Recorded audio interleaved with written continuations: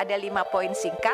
Pertama, bagaimana perencanaan pemenuhan kebutuhan guru baik dari sisi kebutuhan per mata pelajaran dan kebutuhan atau sebarannya di daerah.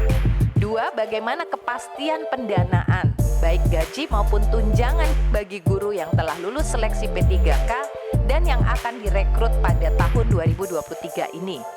3, mohon dapat diberikan data terbaru mengenai guru honorer yang telah lulus seleksi ASN P3K mulai dari jumlah, masa berlakunya SK, kepastian gaji dan tunjangan, dan pemenuhan target di setiap daerah. Kemudian, bagaimana evaluasi yang telah dilakukan Kemendikbudristek, Kemenpan RB, Kemendagri terhadap proses dan capaian seleksi guru ASN P3K sampai dengan tahun 2022. Dan yang terakhir, bagaimana rencana pemerintah pusat terkait terobosan untuk mengambil alih kebijakan pemenuhan dan penempatan guru P3K jika Pemda tidak mengusulkan formasi. Suatu masalah yang akan selalu menyebabkan kebutuhan guru secara tiba-tiba di dalam sekolah yang ujung-ujungnya pasti akan terpaksa merekrut honorer misalnya, dan ini harus kita selesaikan dengan mekanisme baik normatif maupun proses pelaksanaan dari aspek manajerial untuk ASN ini ada di Kemenpan RB, dan kami lebih kepada proses bagaimana ini kemudian turun ke daerah. Bahwa PR kita memang cukup berat dalam konteks transformasi aparatur sipil negara. Saat ini ASN kita sudah lebih dari 4,3 juta jumlahnya, tahun lalu 4,2 juta, dan memang 77% ASN kita itu adanya di daerah. Jadi 3,3 juta itu ada di daerah. Lebih dari 36% itu adalah guru. Itu adalah untuk pembayaran gaji pokok dan tunjangan melekat pada formasi P3K tahun 2022 dan tahun 2023 yang diangkat pada tahun 2023. Kementerian Keuangan juga sudah memberikan perhitungan-perhitungan tentunya berdasarkan usulan-usulan berapa formasi yang akan dibiayai menggunakan dana DAU yang ditentukan penggunaannya tersebut. Susah payah untuk membuat formula ini sampai 8 bulan. Mengkoordinasikan dengan kementerian yang lain. Sehingga mudah-mudahan diambil kesimpulan agar semua kebijakan diambil ke pusat. Cuman yang ingin menjadi catatan Mas Menteri dan semua yang kita hadir di sini, sisa kepemerintahan ini tinggal 1 tahun lagi. Mendikbudristek sudah memberikan surat edaran, Kemenq juga membuat surat edaran, Kemendagri sudah buat edaran, Kemenpan RB juga edaran, tapi tidak dipahami sama sekali oleh daerah. Terbukti antara formasi yang disampaikan masih kurang dari yang diharapkan oleh pusat. Asumsi misalnya kebutuhannya 600, yang melalui P3K bisa diselesaikan misalnya 300, barulah dibuka yang umumnya yang 300 tersebut. Ini asumsi. Jadi terus ya kepala daerahnya, aparatnya udah merasa keberatan karena merasa dibebankan kepada mereka. Ini yang terjadi. Mau kami dari mana ya, sekarang aja kami belum cukup untuk membiayai negeri kami sendiri, apalagi ini tambahan seperti ini. Jadi seperti tadi kita jelaskan, penjelasan ini suruh sampai ke pelosok tanah air. Saya langsung saja ingin mempertanyakan tentang roadmap perekrutan P3K itu sendiri sampai mana gitu, roadmapnya. Dari tadi sudah disampaikan oleh Pak Ferry bahwa ada mana angkanya, berapa jumlahnya. Jadi roadmapnya harus jelas. Dan sejak awal kita kan sudah dari Komisi 10 sudah meminta bahwa harus ada roadmap ataupun peta jalan pendidikan. Yang sampai hari ini apa kabar gitu. Mereka berpesan adalah bahwa harus ada observasi tahun 2022. Maksud saya guru-guru yang sudah diobservasi tahun 2022 merasa jadi korban karena sebatas diobservasi, tapi formasi di daerah tidak dibuka sehingga tidak ada yang penempatan dengan status TP atau tidak dapat penempatan. Yang kedua, keluhan mereka adalah yang sudah diobservasi diminta perhatian agar tinggal nunggu formasi untuk bisa langsung penempatan. Ini bertentangan dengan animo mereka ingin mendaftar, ingin ikut tes, sudah terangkat passing grade kok mundurkan diri, aneh. Setahu saya dulu sekitar tahun 2021 pemerintah menyediakan untuk tenaga P3 itu kan kurang lebih 1 juta. Nah, apakah yang 1 juta itu masih konsisten? Dan katakan, jelaskan kepada kami Komisi 10 tentang dana-dana yang ditransfer ke daerah untuk membiayai P3K. Karena sampai hari ini ada puluhan ribu tenaga P3K yang belum diangkat karena pemerintah daerah mengatakan ketidakjelasan terhadap dana DAU. Dana DAU dikatakan sudah ditransfer, tetapi kenyataannya pemerintah daerah menggunakannya untuk kepentingan lain.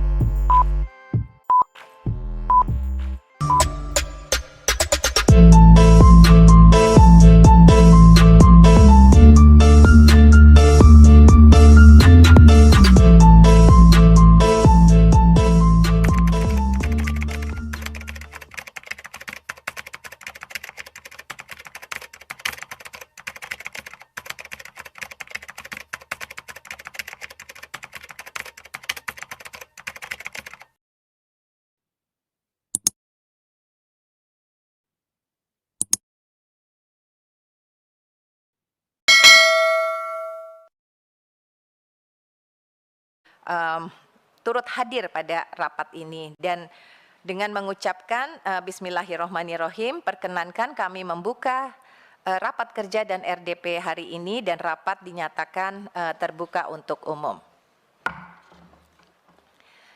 Bapak Ibu dan hadirin yang kami hormati, agenda rapat kerja dan RDP hari ini adalah membahas kesiapan pemerintah pusat dalam mendukung persiapan pengisian formasi guru P3K. Dan juga mungkin ada lain-lain hal yang barangkali berkembang dan dirasa perlu untuk diputuskan, bisa juga nanti ditambahkan. Apakah dapat disetujui? Baik. Baiklah, sebelum Saudara Mendikbudristek beserta para pejabat eselon 1 Kemendagri dan Kemenpan RB menyampaikan paparannya, kalau dari wajahnya sih Mas Menteri nampaknya sangat confident ini bahwa ada sesuatu yang ingin disampaikan kepada kita semuanya.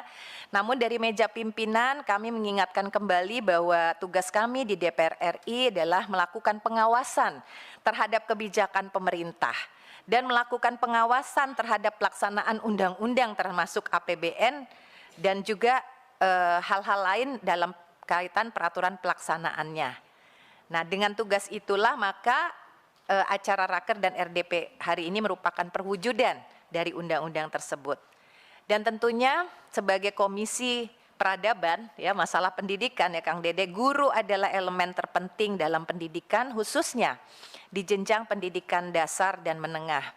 Nah, GTK memiliki posisi yang penting dan strategis, bahkan dapat dikatakan sebagai faktor determinan dalam mencapai tujuan pendidikan. Namun, terkait dengan GTK ini masih menyisakan beberapa permasalahan. Prof. Nunuk ya, terutama terkait GTK honorer ini.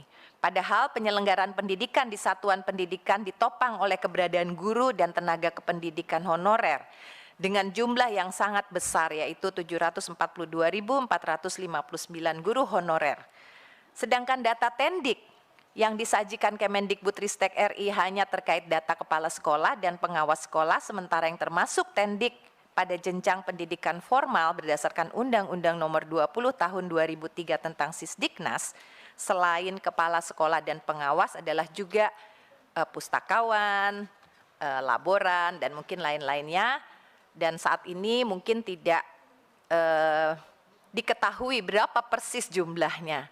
Nah, lebih dari 1 dekade, Komisi 10 DPR RI mendesak pemerintah untuk memberikan perhatian lebih terhadap kesejahteraan GTK honorer ini. Kemudian pada akhir 2020, Mendikbudristek RI mengumumkan adanya proses rekrutmen 1 juta guru P3K. Seiring dengan peluncuran program tersebut, Komisi 10 DPR RI dalam kurun waktu 2 tahun terakhir mengawal penyelesaian rekrutmen guru P3K baik melalui panja pengangkatan GTK honorer menjadi ASN dan juga panja formasi GTK P3K. Nah, sepanjang tahun 2022, Komisi 10 DPR RI memantau perkembangan dan evaluasi pelaksanaan seleksi P3K dengan mengagendakan isu seleksi P3K dalam setiap rapat kerja. Nah, rapat terakhir terkait agenda guru P3K dilaksanakan 21 Maret 2023 dengan Eselon 1 Kemendikbudristek Republik Indonesia. Nah, dalam rapat tersebut, Dirjen GTK menyampaikan perkembangan terakhir rekrutmen guru P3K antara lain sebagai berikut. Hasil seleksi guru ASN P3K tahun 2021 terdapat A 293.860 guru lulus seleksi dan mendapatkan formasi yang di dalamnya termasuk 41.619 guru swasta. Dan B 193.954 namun tidak dapat formasi. Nah, 2, hasil seleksi guru ASN P3K tahun 2022 terdapat 210.200 guru lulus seleksi dan mendapatkan penempatan di dalam masuk 130.882 guru lulus seleksi tahun 2021 namun tidak mendapat formasi, yaitu sebagian dari 193.954 guru pelamar prioritas 1. Dari 193.954 guru pelamar prioritas 1 atau P1, masih tersisa 62.625 guru yang belum mendapatkan penempatan. Sisa guru ini akan dituntaskan pada tahun 2023. Nah, terhadap penjelasan dan data yang disampaikan Dirjen GTK Kemendikbudristek tersebut, Komisi 10 DPR RI memberikan catatan agar Kemendikbudristek mengoptimalkan fungsi helpdesk guru P3K agar guru-guru P3K dapat dengan mudah menyampaikan permasalahan dan mendapatkan penyelesaian dengan baik. Nah, Bapak Ibu sekalian, untuk tahun 2023 masih terdapat kebutuhan 601.286 guru. Namun belum ada data formasi kebutuhan di daerah.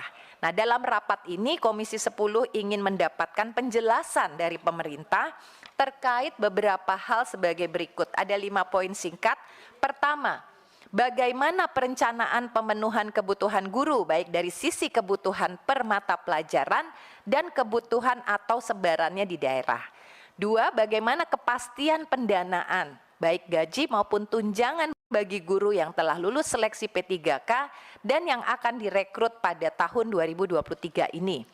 3, mohon dapat diberikan data terbaru mengenai guru honorer yang telah lulus seleksi ASN P3K mulai dari jumlah, masa berlakunya SK, kepastian gaji dan tunjangan, dan pemenuhan target di setiap daerah.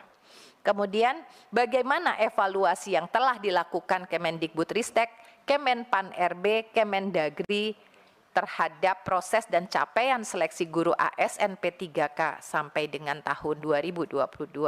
Dan yang terakhir, bagaimana rencana pemerintah pusat terkait terobosan untuk mengambil alih kebijakan pemenuhan dan penempatan guru P3K jika Pemda tidak mengusulkan formasi. Demikian pokok-pokok agenda rapat kita dan RDP, Raker dan RDP kita pada hari ini. Sebelum Saudara Mendikbudristek RI menyampaikan paparannya, kita sepakati terlebih dahulu waktu sampai dengan pukul 12. Baik, kami persilakan Saudara Mendikbudristek RI untuk menyampaikan paparannya, nanti kemudian kita lanjutkan dengan teman-teman dari Kemendagri dan Kemenpan RB. Assalamualaikum warahmatullahi wabarakatuh. Terima kasih Bu Hatifah dan jajaran Wakil Ketua dan anggota Bapak Ibu anggota Komisi 10. Terima kasih untuk waktunya. Hari ini kami akan melakukan paparan singkat mengenai apa saja progres yang sudah tercapai dalam seleksi dan mekanisme pemenuhan kebutuhan guru P3K. Untuk bagian pertamanya kami akan mengundang Bu Nunu, Dirjen GTK, untuk membahas apa yang sudah terjadi sampai saat ini. Lalu saya akan sedikit memaparkan ke depannya apa kesepakatan yang sudah diambil di antara Kemendikbudristek, Kemenpan, Kemenq dan Kemdagri mengenai kedepannya bagaimana kita membuat solusi permanen sehingga masalah ini rampung sebelum kita di tahun ke depan ini. Saya persilahkan Bu Nunu, silakan. Baik, terima kasih Pak Menteri. Bismillahirrahmanirrahim. Assalamualaikum warahmatullahi wabarakatuh. Salam sejahtera untuk kita semua. Salam sehat untuk Bapak Ibu yang saya muliakan. Yang saya hormati pimpinan Komisi 10 beserta seluruh anggota Komisi 10, Pak Menteri, Bu Sekjen, Pak Asdep, Pak Dirjen, dan Bapak Ibu semua yang saya hormati, dengan tidak mengurangi rasa hormat, tidak menyebut satu persatu. Sebagaimana yang tadi Mas Menteri sampaikan, saya akan melaporkan secara singkat hasil seleksi dan mekanisme pemenuhan kebutuhan guru P3K. Mohon izin bisakah ditayangkan paparannya? Baik, langsung ke bagian 1, hasil seleksi guru P3K tahun 2021 sampai 2023, menjawab tadi pertanyaan Ibu Hetifah terkait dengan sampai sejauh mana saat ini jumlah guru honor atau non-ASN yang sudah menjadi ASN. Sampai saat ini sudah terdapat 544.292 guru non-ASN menjadi ASN sejak seleksi tahun 2021 sampai dengan 2002 kemarin. Namun kami sampaikan bahwa upaya pemenuhan kebutuhan guru pada sekolah negeri sepanjang tahun 2021 hingga 2022 dengan 2 kali seleksi belum mencapai hasil yang maksimal. Tahun 2023 saat ini masih diperlukan lagi 601.286 formasi di sekolah negeri. Dan ini akumulasi dari formasi-formasi yang selalu tidak terpenuhi dari tahun ke tahun. Di layar ada ilustrasi bagaimana formasi yang diajukan tahun 2021 sebesar 1.250.000, namun formasi yang diajukan pemerintah daerah hanya 506.000 saja atau 44% dari kebutuhan. Dengan berbagai upaya yang telah dilakukan dan hasil yang lulus tahun 2021 sejumlah 293.860.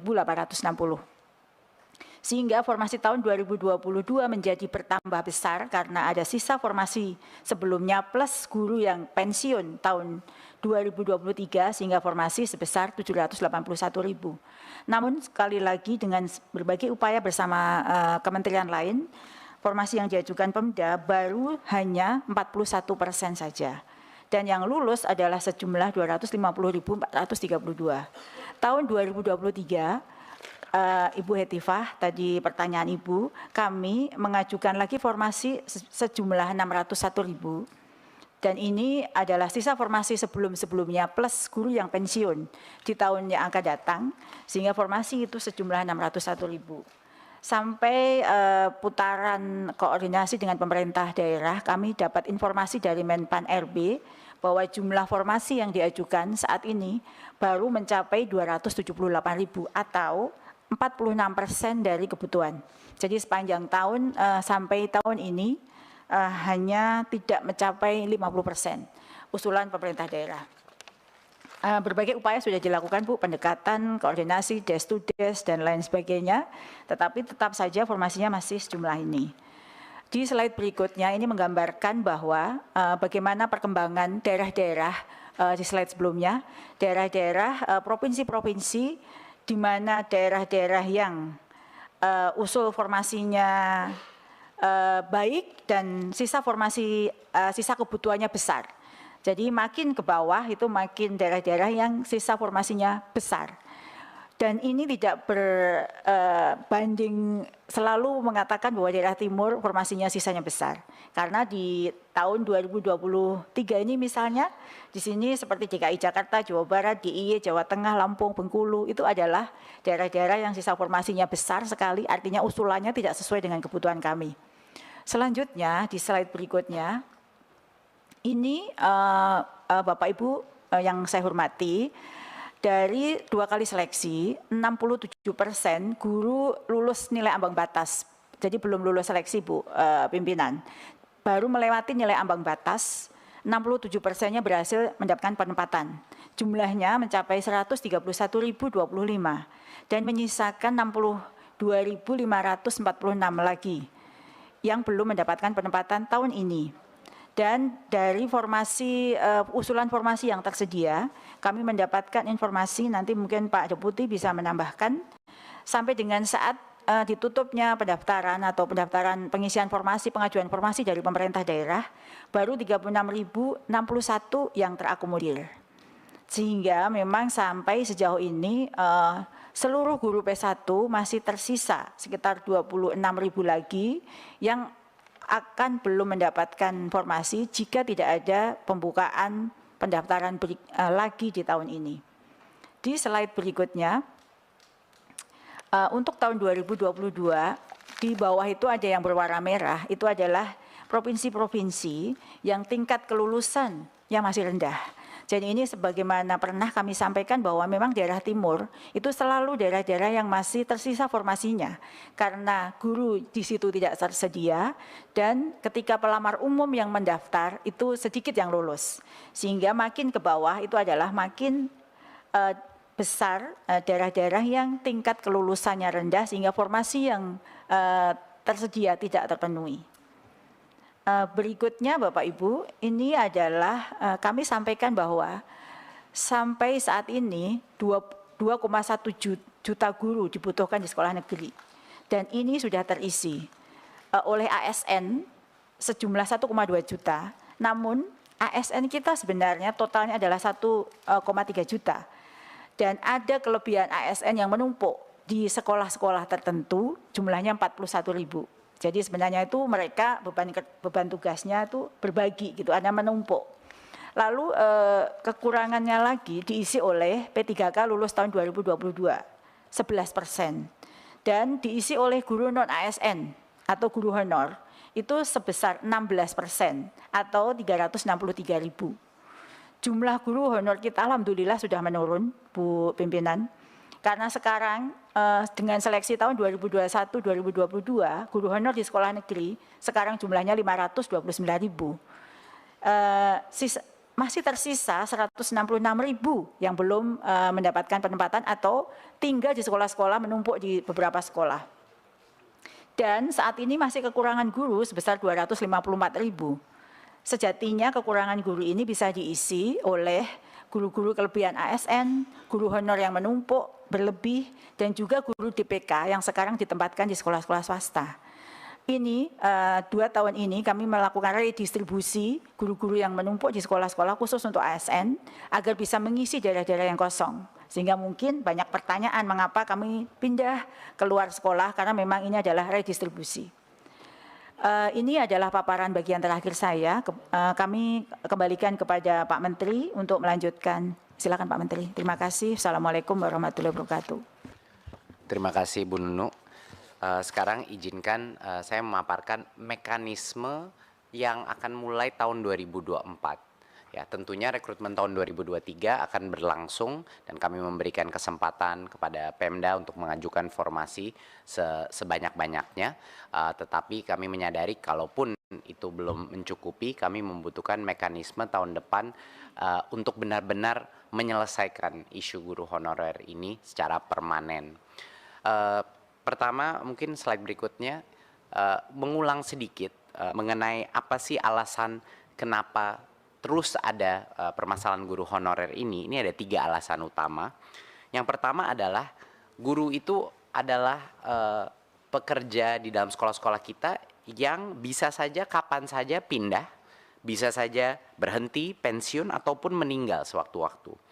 Jadi ini tidak bisa, sekolah-sekolah itu tidak bisa mengganti karena harus menunggu rekrutmen guru ASN secara terpusat. Jadi ini suatu hal yang sangat sedikit berbeda ya, di mana di siklus di sekolah itu ada kebutuhan guru yang real time yang terjadi secara berkala, tetapi rekrutmen guru itu dilakukan secara gelondongan per tahun. Jadi ini menurut kita suatu masalah yang akan selalu menyebabkan kebutuhan guru secara tiba-tiba di dalam sekolah yang ujung-ujungnya pasti akan terpaksa merekrut honorer misalnya. Dan ini harus kita selesaikan dengan mekanisme. Permasalahan kedua adalah perekrutan ini dilakukan secara terpusat karena adanya kekhawatiran bahwa jumlah dan kompetensi guru itu tidak sesuai kebutuhan. Dan sebenarnya kalau kita sudah punya data dari setiap sekolah, seharusnya yang mengerti kebutuhan rekrutmen itu harusnya kembali lagi kepada sekolah. Mereka yang membutuhkan, dan tentunya pemerintah pusat dan Pemda bisa mengawasi berdasarkan jumlah murid dan jumlah kapasitas berapa sih sebenarnya guru yang dibutuhkan di masing-masing sekolah. Nah, karena perekrutan ini dilakukan pusat, makanya terjadi siklus-siklus yang tidak sinkron dengan masing-masing sekolah. Dan permasalahan ketiga tentunya yang sudah kita alami beberapa kali adalah Pemda tidak mengajukan formasi guru ASN yang sesuai dengan kebutuhan yang data dari pusat gitu. Jadi jumlah murid, data dari Dapodik, karena berbagai macam alasan. Jadi ketiga permasalahan ini mendorong pemerintah pusat untuk mencari solusi. Dan alhamdulillah setelah kira-kira 6 bulan diskusi bolak-balik di antara 4 kementerian, Kemendikbudristek, Kemenq, Kemdagri, dan Kemenpan-RB, kami akhirnya sudah merucut kepada suatu solusi. Harapannya ini menjadi solusi permanen yang akan diimplementasi di tahun 2024. Ada 3 pilar daripada solusi permanen ini. Yang pertama adalah konsep marketplace untuk guru, ya, konsep talent pool untuk guru, di mana akan ada suatu tempat di mana semua guru-guru yang boleh mengajar masuk ke dalam suatu database yang bisa diakses oleh semua sekolah di Indonesia. Pilar kedua adalah pola perekrutan yang tadinya itu dilakukan secara centralized di pusat, yang sekarang akan diubah menjadi real time. Perekrutan itu dilakukan langsung oleh sekolah, jadi mereka bisa melakukannya kapan aja. Dan yang ketiga adalah memastikan bahwa kalaupun kita sudah membuat suatu marketplace atau bisa dibilang pasar talenta untuk setiap sekolah, tetap saja pasti akan ada sekolah-sekolah yang kebutuhan guru dan tidak ada guru-guru yang ingin diposisikan di sekolah itu. Jadi itu adalah masalah ketiga kita, dan solusi kita adalah merubah sistem insentif untuk memastikan bahwa sekolah-sekolah di mana tidak ada minat untuk mengajar itu benar-benar terisi. Jadi ini 3 pilar solusi kita Bapak Ibu. Sekarang kita masuk kepada pilar yang pertama dulu mengenai marketplace untuk guru ini. Marketplace untuk guru adalah suatu database yang nanti akan didukung secara teknologi, di mana semua sekolah ini bisa nanti mengakses siapa sih saja yang bisa menjadi guru dan siapa yang saya mau undang untuk menjadi guru di sekolah saya. Siapa aja yang akan masuk ke dalam marketplace ini? Yang pertama adalah guru-guru honorer yang sudah lulus seleksi. Ya, mereka yang mengikuti seleksi untuk menjadi calon guru ASN. Nah, seleksi ini pas mereka sudah lulus, itu pasti grade, mereka akan masuk ke dalam database ini. Yang kedua yang akan masuk marketplace ini, talenta pool talenta ini adalah lulusan PPG Prajabatan. Ini guru-guru baru yang sudah lulus PPG dan mereka akan juga masuk ke dalam marketplace terintegrasi ini, ya. Dan juga semua guru honorer yang lulus seleksi dan lulusan PPG Prajabatan ini bisa mendaftarkan diri dalam marketplace, dan kita tahu bahwa karena kriterianya sudah ketat, semua guru atau calon guru yang masuk ke dalam marketplace ini sudah berhak untuk mengajar ya di sekolah-sekolah kita. Nah, jadi calon guru ini lebih fleksibel untuk mendaftar dan memilih lokasi mengajar tanpa harus menunggu lagi proses perekrutan secara terpusat.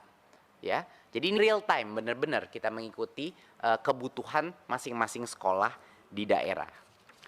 Berikut, sekarang kita bahas proses perekrutannya sendiri yang akan berubah. Yang pertama, langkah pertama adalah anggaran gaji dan tunjangan guru ASN yang sekarang itu ada di Pemda, ini dialihkan langsung ke sekolah. Jadi sama persis seperti anggaran dana BOS. Kami akan mentransfer anggaran ini kepada sekolah langsung, rekening sekolah, dan itu hanya boleh digunakan untuk perekrutan guru yang ada di dalam talent pool tadi, yang ada di marketplace guru tadi. Jadi memang dikunci penggunaan dana itu hanya untuk yang memang benar-benar boleh menjadi guru. Dan yang kedua adalah sekolah sekarang bisa merekrut guru ASN kapan saja. Tidak perlu menunggu siklus perekrutan. Kapan saja mereka bisa merekrut, menawarkan posisi mereka asal itu mengikuti formasi yang saat ini ditentukan oleh, yang kedepannya tahun 2024 akan ditentukan oleh pemerintah pusat berdasarkan semua data dari Dapodik dan data source lainnya. Ya, tapi ini bersifat dinamis. Setiap tahun tergantung. Kalau jumlah siswa berubah, formasi akan berubah dan selainnya. Jadi ini perubahan yang cukup besar, seperti yang kami sudah bilang dalam beberapa raker sebelumnya. Kalau memang kita menyadari bahwa formasi dari daerah tidak akan mencukupi menutupi kebutuhan guru kita, formasi itu pun sekarang rencananya akan ditentukan oleh pusat berdasarkan data Dapodik, ya, dan data-data lain, ya. Step ketiga adalah langsung setelah semua talenta pool itu sudah jadi dan sekolah bisa mengakses, anggaran sudah ditransfer ke sekolah, perekrutan itu dilakukan melalui platform teknologi ini. Jadi setiap sekolah, setiap kepala sekolah bisa memastikan untuk merekrut guru yang berkompetensi, dan ini dikunci sekali lagi, ini yang penting. Kita kan mau mengatasi masalah honorer ini secara permanen Bapak Ibu. Artinya dana yang ditransfer ke sekolah itu hanya boleh diberikan kepada calon-calon guru yang ada di dalam database tersebut. Di luar itu tidak boleh dilakukan transfer. Ya, di luar itu akan ada pelanggaran, sehingga dengan adanya sistem marketplace seperti ini tidak ada lagi opsi untuk menggunakan anggaran untuk bisa merekrut guru honorer lagi karena sudah ada marketplace terbuka. Ya, jadi kita tidak menciptakan masalah di masa depan, Bapak Ibu. Nah, dan kalau seorang calon guru tadi, misalnya guru yang lolos passing grade, ya, sudah direkrut oleh sekolah, confirm, maka otomatis dia akan diangkat sebagai ASN, otomatis menjadi P3K, ya. Jadi ini mekanisme yang sangat efisien gitu. Pada saat ada posisi terbuka, karena kan saat ini Bapak Ibu permasalahannya adalah banyak guru mengekspektasi kalau lolos passing grade artinya dia menjadi P3K, itu kan tidak benar sebenarnya. Ini masalah komunikasi juga, bahwa sebenarnya lolos passing grade artinya dia punya kesempatan menjadi P3K kalau ada formasi yang akan menerima mereka gitu. Nah, ini adalah hal yang sekarang secara otomatis kalau sekolah itu akhirnya setuju, oke, ini saya mau calon guru ini dan calon gurunya menerima, ya, langsung secara otomatis status ASN-nya menjadi valid, dia menjadi P3K di sekolah tersebut. Dan pembayaran guru ASN menggunakan sistem pembelajaran sekolah. Seperti yang kita bilang tadi, dikunci, hanya guru pada roster sekolah yang dibayar dengan sistem, tidak ada lagi guru honorer yang dibayar seadanya. Nah, jadi ini adalah sistem ini dan didukung dengan teknologi, satu-satunya cara Bapak Ibu untuk menghentikan perekrutan guru honorer baru, tetapi memberikan kesempatan maksimal bagi semua sekolah untuk memenuhi kebutuhannya tanpa menunggu siklus perekrutan pusat. Jadi kami memberikan kemerdekaan dan otonomi kembali kepada sekolah untuk melakukan perekrutan ini. Berikut. Oke. Nah, sekarang adalah bagaimana masalahnya di sekolah-sekolah yang sudah lama mencari guru, tapi tetap aja tidak ada. Tentunya marketplace tidak cukup, karena dengan marketplace pasar bebas pun pasti banyak guru yang tidak mau ditempatkan di beberapa daerah yang memang mungkin kurang menarik bagi guru-guru tersebut. Jadi harus ada solusinya juga untuk daerah-daerah yang paling kebutuhan guru di lokasi yang tidak sering diminati guru.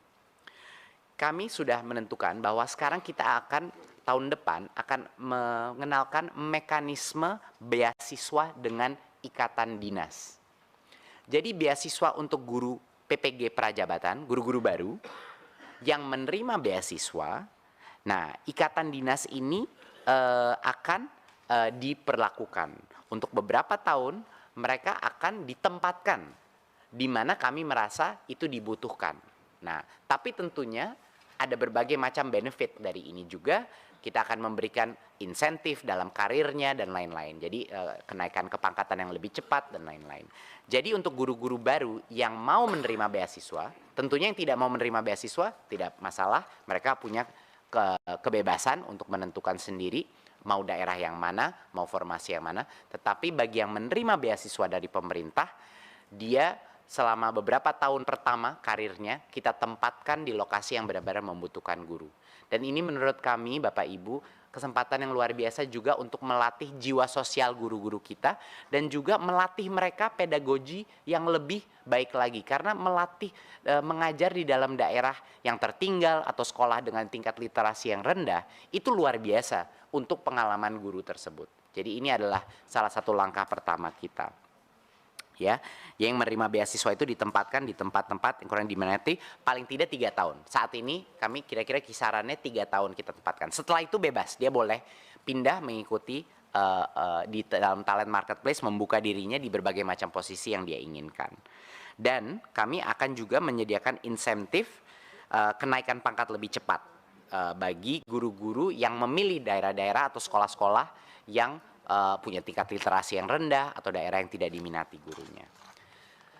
Halaman terakhir adalah tindak lanjutnya apa? Apa perubahan yang dibutuhkan untuk mencapai ini di tahun 2024? Yang terpenting adalah perubahan RPP manajemen ASN. Ini benar-benar langkah yang sedang dikerjakan lintas kementerian untuk melakukan perubahan ini.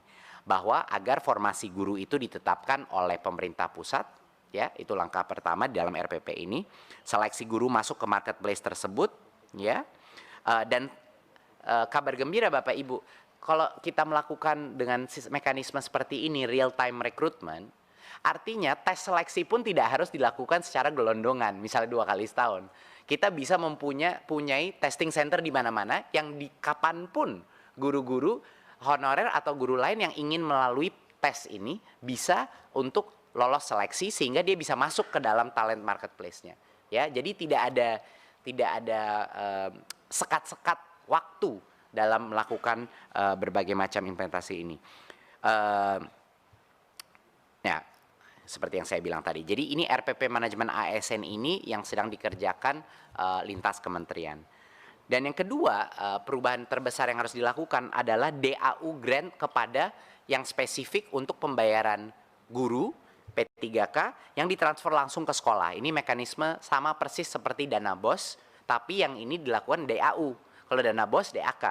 Ini DAU yang ditransfer ke sekolah dan dipagu hanya untuk membayar gaji dan tunjangan guru yang terregistrasi di database tersebut. Guru lain tidak boleh diberikan, gitu.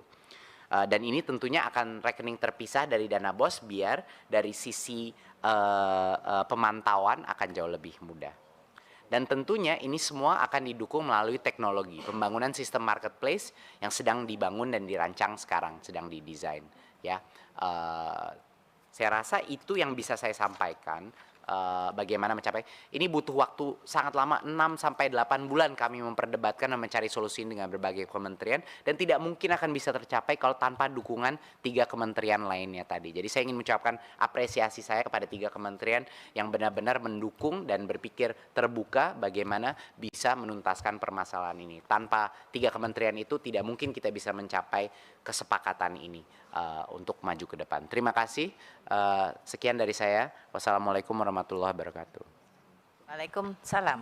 Terima kasih kepada Saudara Mendikbudristek RI yang sudah memaparkan beberapa pokok-pokok solusi dan terobosan di dalam rangka mengatasi persoalan-persoalan terkait dengan P3K, dan tentu saja nanti perlu dukungan dari 3 kementerian. Nah, mungkin perlu kami sampaikan juga sebetulnya untuk raker hari ini kita pun mengundang Menteri Keuangan ya dari Kementerian Keuangan, namun Komisi 11 DPR RI tidak memberikan izin kepada kami untuk bisa menghadirkan. Nah, mudah-mudahan siang ini saya akan bertemu Ketua Komisi 11 Kang Dede, mohon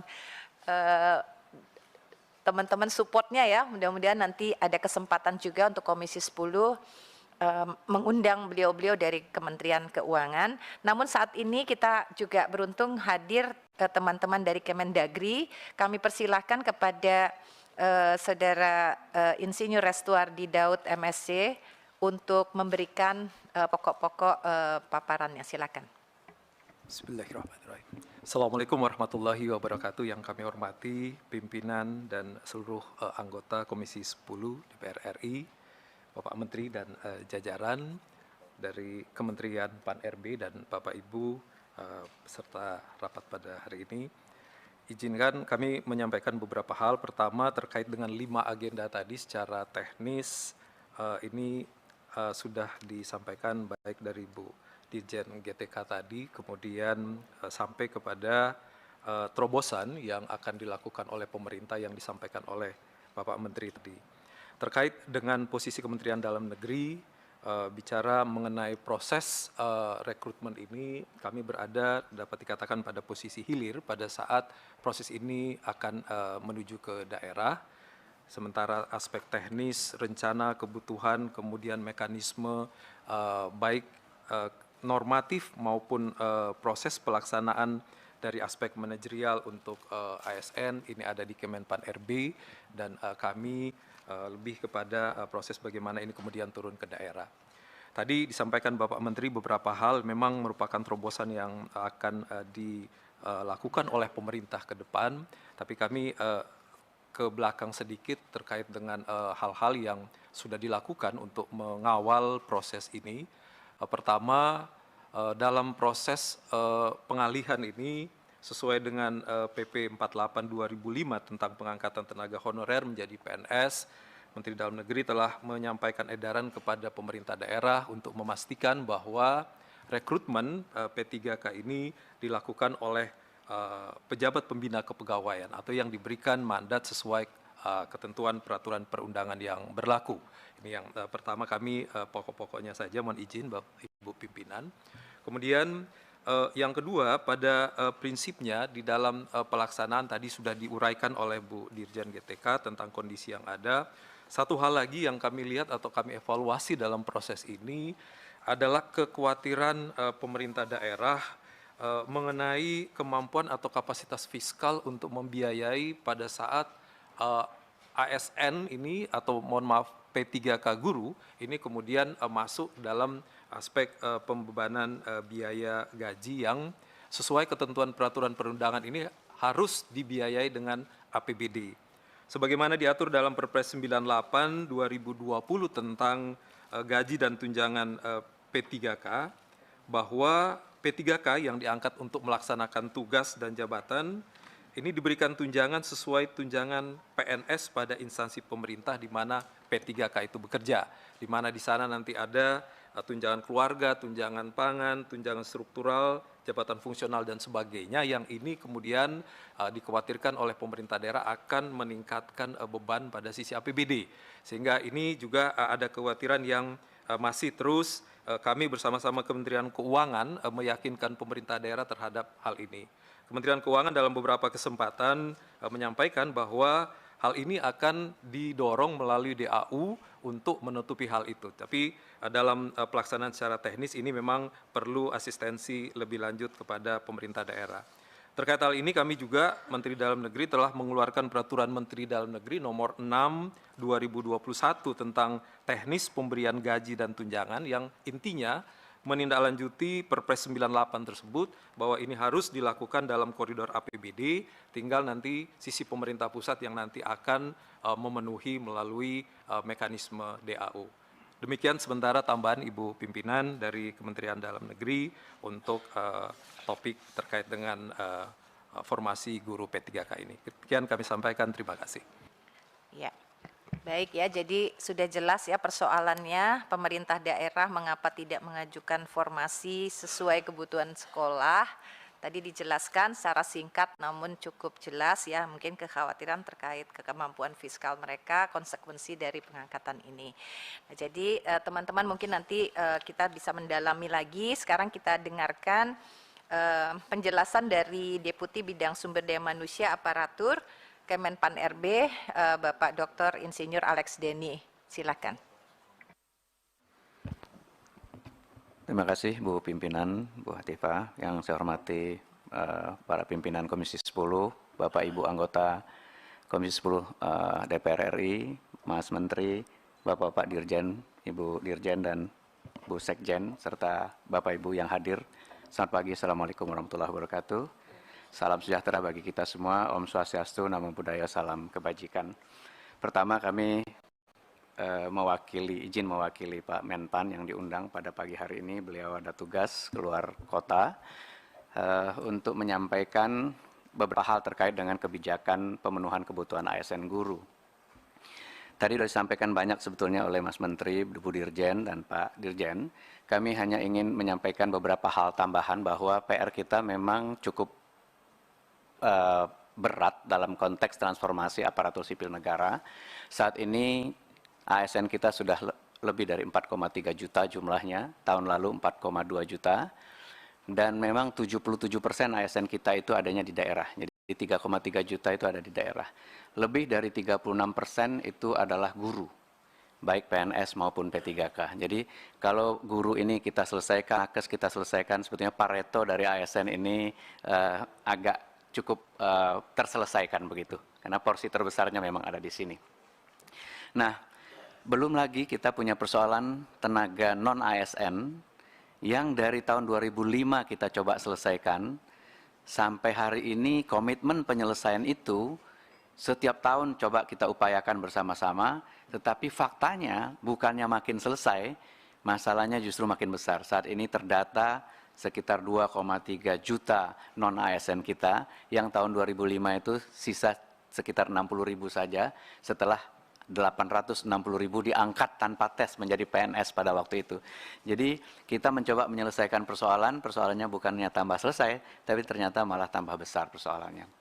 Nah, lebih dari 30% itu juga adalah tenaga pendidik, guru, dosen, tendik, dan lain-lain. Dan ada sekitar 750-an ribu adalah tenaga administrasi. Ini yang barangkali menjadi concern kita bersama, karena pada saat yang sama kita sedang melakukan digitalisasi besar-besaran di seluruh instansi pemerintah melalui SPBE. Jadi kalau kita melakukan digitalisasi, biasanya piramida dari employment itu menjadi terbalik. Kalau dulu pelaksananya jadi banyak, administrasinya jadi banyak, pada saat kita melaksanakan digitalisasi, biasanya piramidanya terbalik. Nah, ini PR besar untuk kita bersama. Nah, Bapak Ibu yang kami hormati, kami mitranya adalah Komisi 2 dan dengan pemerintah itu punya komitmen bersama-sama untuk menyelesaikan ini dengan beberapa guiding principles. Pertama, penyelesaian non-ASN ini kalau bisa menghindari terjadinya PHK massal. Ini guiding principles yang kami sepakati bersama-sama antara pemerintah dan Komisi 2. Guiding principle yang kedua adalah jangan sampai anggarannya juga membengkak. Karena pada saat yang sama kita punya undang-undang yang mengatur porsi dari APBD. Ya, tadi 77% adanya di daerah, porsi APBD 30% nggak boleh lebih dari untuk biaya SDM dan lain-lain. Ini PR-nya. Lalu kalau bisa pendapatan yang diterima oleh honorer saat ini atau non-ASN saat ini tidak berkurang. Jadi ada pagar-pagar yang memang cukup ketat untuk kita coba jadikan rujukan. Dan kemudian ada regulasi yang harus kita hormati bersama. Nah, ini sudah mengerucut, ada beberapa alternatif penyelesaiannya. Insya Allah dalam waktu dekat kami bisa tuntaskan. Saat ini sedang lakukan simulasi-simulasi. Bapak Ibu yang saya hormati, melalui Undang-Undang 5 2014 kita hanya mengenal istilah PNS dan P3K untuk ASN yang bekerja di instansi pemerintah. Jadi ini adalah guiding panduan kita di dalam menyelesaikan persoalan-persoalan. Karena itu kami di Kemenpan RB mencoba membuat rencana kebijakan pemenuhan ASN dalam beberapa tahun ke depan sampai dengan 2030, karena kita akan punya menikmati bonus demografi sampai 2030. Pertama, prioritas kami adalah sektor pendidikan dan sektor kesehatan yang masih boleh positif growth-nya ASN-nya. Jadi yang masih boleh nambah ASN-nya adalah pelayanan dasar kita, pendidikan dan kesehatan. Untuk tenaga fungsional teknis lainnya, kita coba cap agar terjadi zero growth begitu. Jadi secara umum dia zero growth, mungkin ada JF teknis yang boleh tumbuh, ada yang harus enggak negatif growth. Agar apa? Agar agenda SPBE digitalisasi ini nanti bukan malah menimbulkan pengangguran terselubung di dalam ASN. Tenaga pelaksana kami sudah tetapkan kebijakan negative growth sejak 2 tahun ini. Jadi kita tidak lagi merekrut pelaksana, karena pelaksana ini pelan-pelan akan terdisrupsi oleh teknologi. Nah, kalau bisa ini memang negative growth 30% dalam 5 tahun ke depan. Ini kebijakan umum rekrutmen yang disiapkan oleh Kementerian PAN dan RB. Dan di dalam RPJMN kita 2020-2024, saat ini kami juga sedang mendiskusikan, mulai menginisiasi diskusi dengan Bappenas untuk 2024 ke depan. Ini memang ada beberapa prioritas. Jadi kalau teknis tadi zero growth, yang ini barangkali masih boleh positif, yang lainnya negatif, agar dia bisa in general menjadi zero growth. Tetapi sektor pendidikan, sektor kesehatan, itu sektor penegakan hukum adalah pelayanan dasar yang harus kita penuhi formasinya sesuai dengan kebutuhan. Tadi sudah disampaikan oleh Mas Menteri dan Bu Dirjen bagaimana formasi kita di 2021, 2022 dan perkiraan di 2023 ini. Yang tentu saja kita lihat masih ada PR yang belum tuntas, kita mesti tuntaskan bersama. 2021 misalnya dari kebutuhan 1,2 juta, penetapan formasinya 667.000 saja. Dan terkait dengan guru, dari 1 juta formasi yang dihitung oleh kawan-kawan di Kementerian Kemdikbud, hanya 500.000 saja, hanya separuh yang diusulkan. Tadi alasannya barangkali kita sudah dengar bersama, mereka khawatir anggarannya tidak tersedia.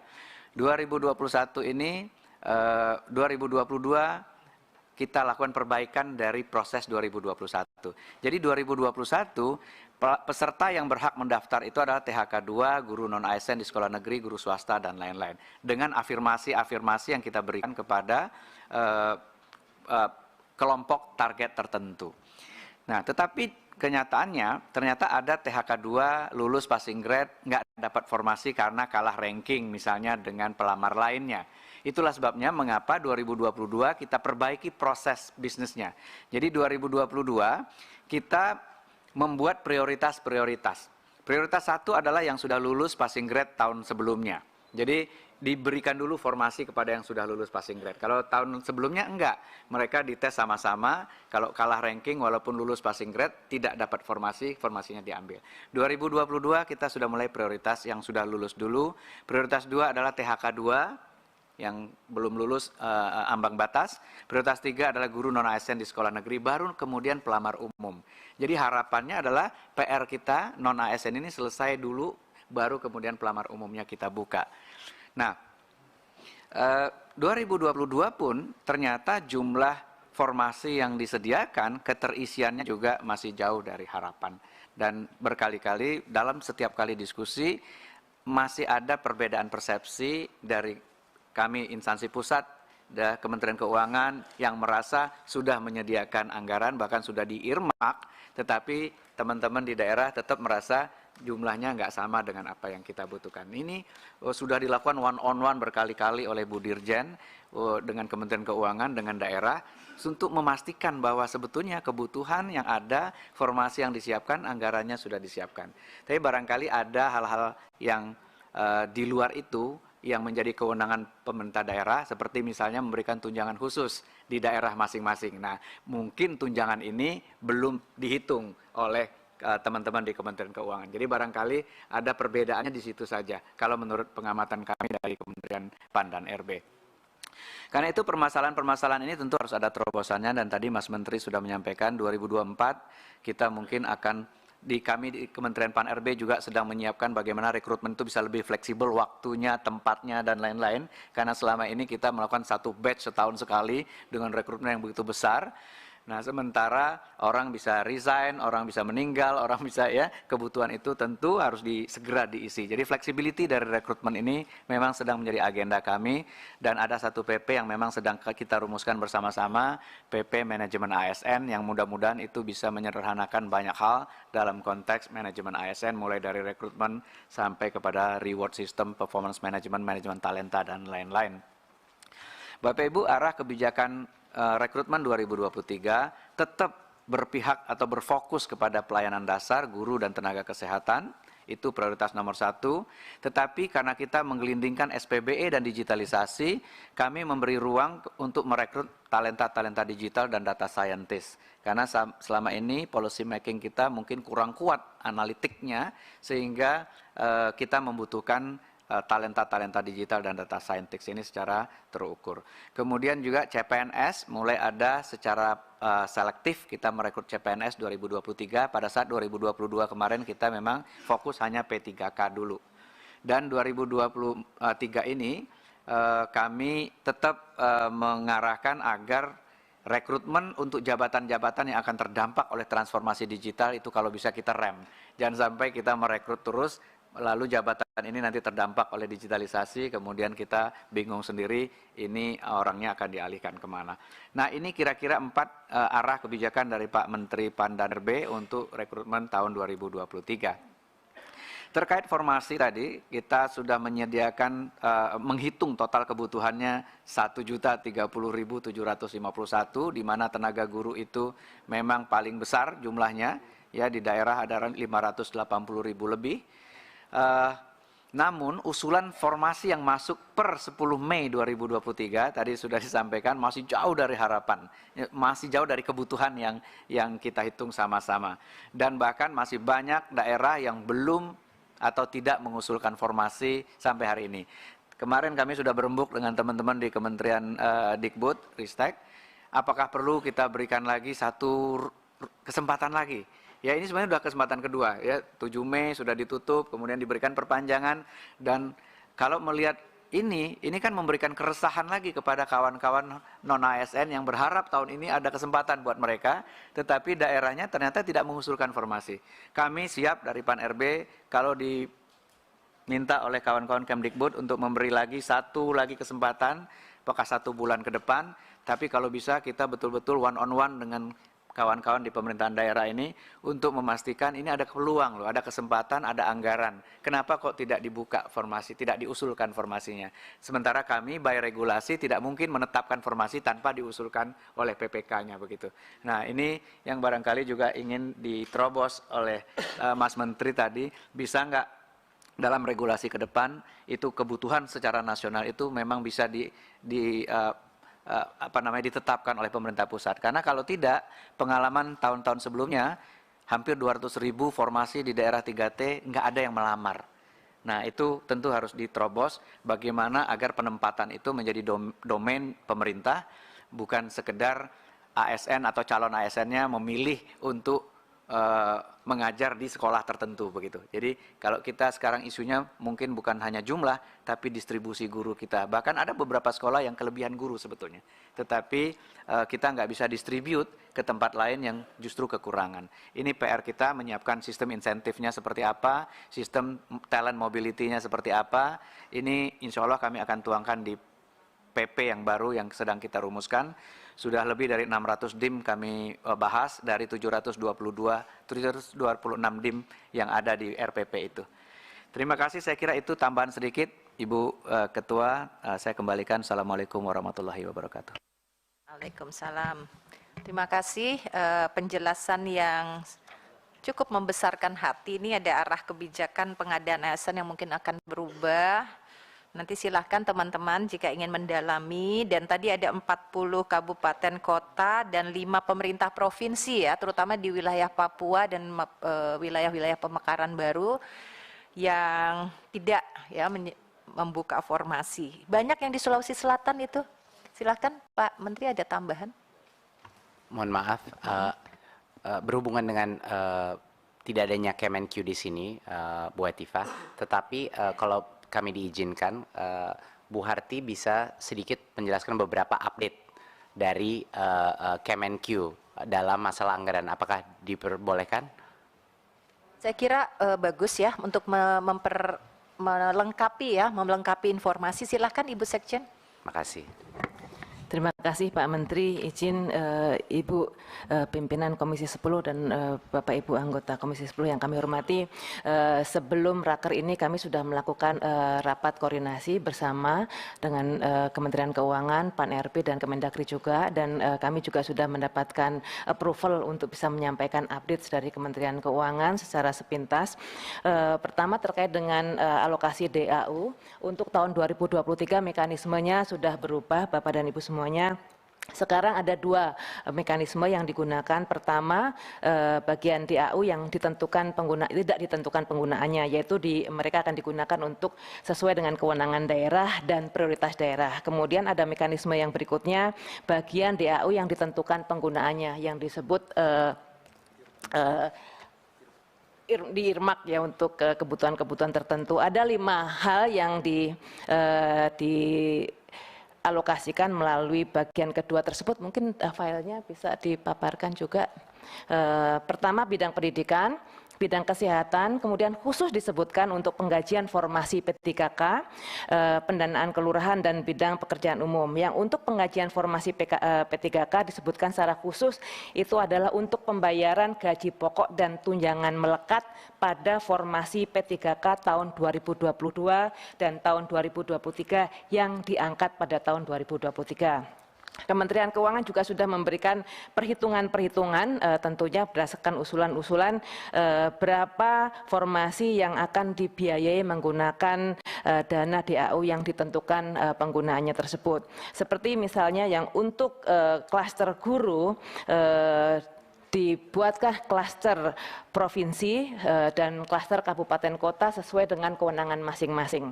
Untuk formasi P3K tahun 2022 untuk guru terdapat 320.223 guru yang sudah disiapkan anggarannya untuk diberikan gajinya pada tahun 2023. Kemudian rencana formasi P3K tahun 2023 juga sudah dihitung. Untuk guru dialokasikan sebanyak 709.219 guru. Jadi demikian informasi yang kami sampaikan hasil pembahasan bersama dengan Kementerian Keuangan. Kementerian Keuangan juga sudah menetapkan kapan alokasi anggaran tersebut dapat disalurkan.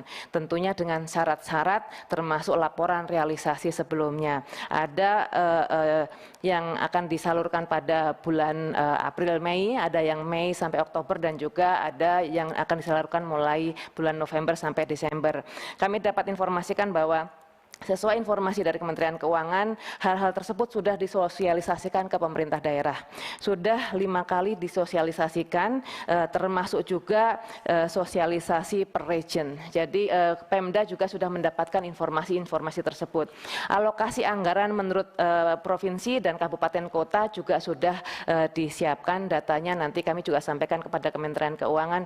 Pasti dari Komisi 10 akan memintakan data tersebut dan itu juga sudah disiapkan. Kami nanti akan sampaikan kepada Bapak dan Ibu semuanya. Terima kasih Pak Menteri, saya kembalikan waktunya.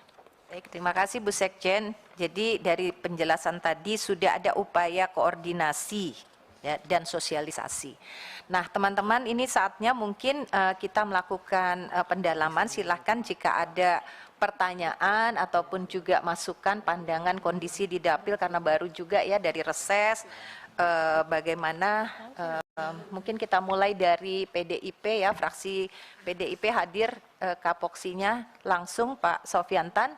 Silakan Pak Sofyantan, diserahkan kepada Bung Rano Karno, mewakili daerah juga ya. Terima kasih Ibu Ketua. Assalamualaikum warahmatullahi wabarakatuh. Salam sejahtera untuk kita semua. Yang saya banggakan Mas Menteri dan Bapak Ibu dari Kementerian.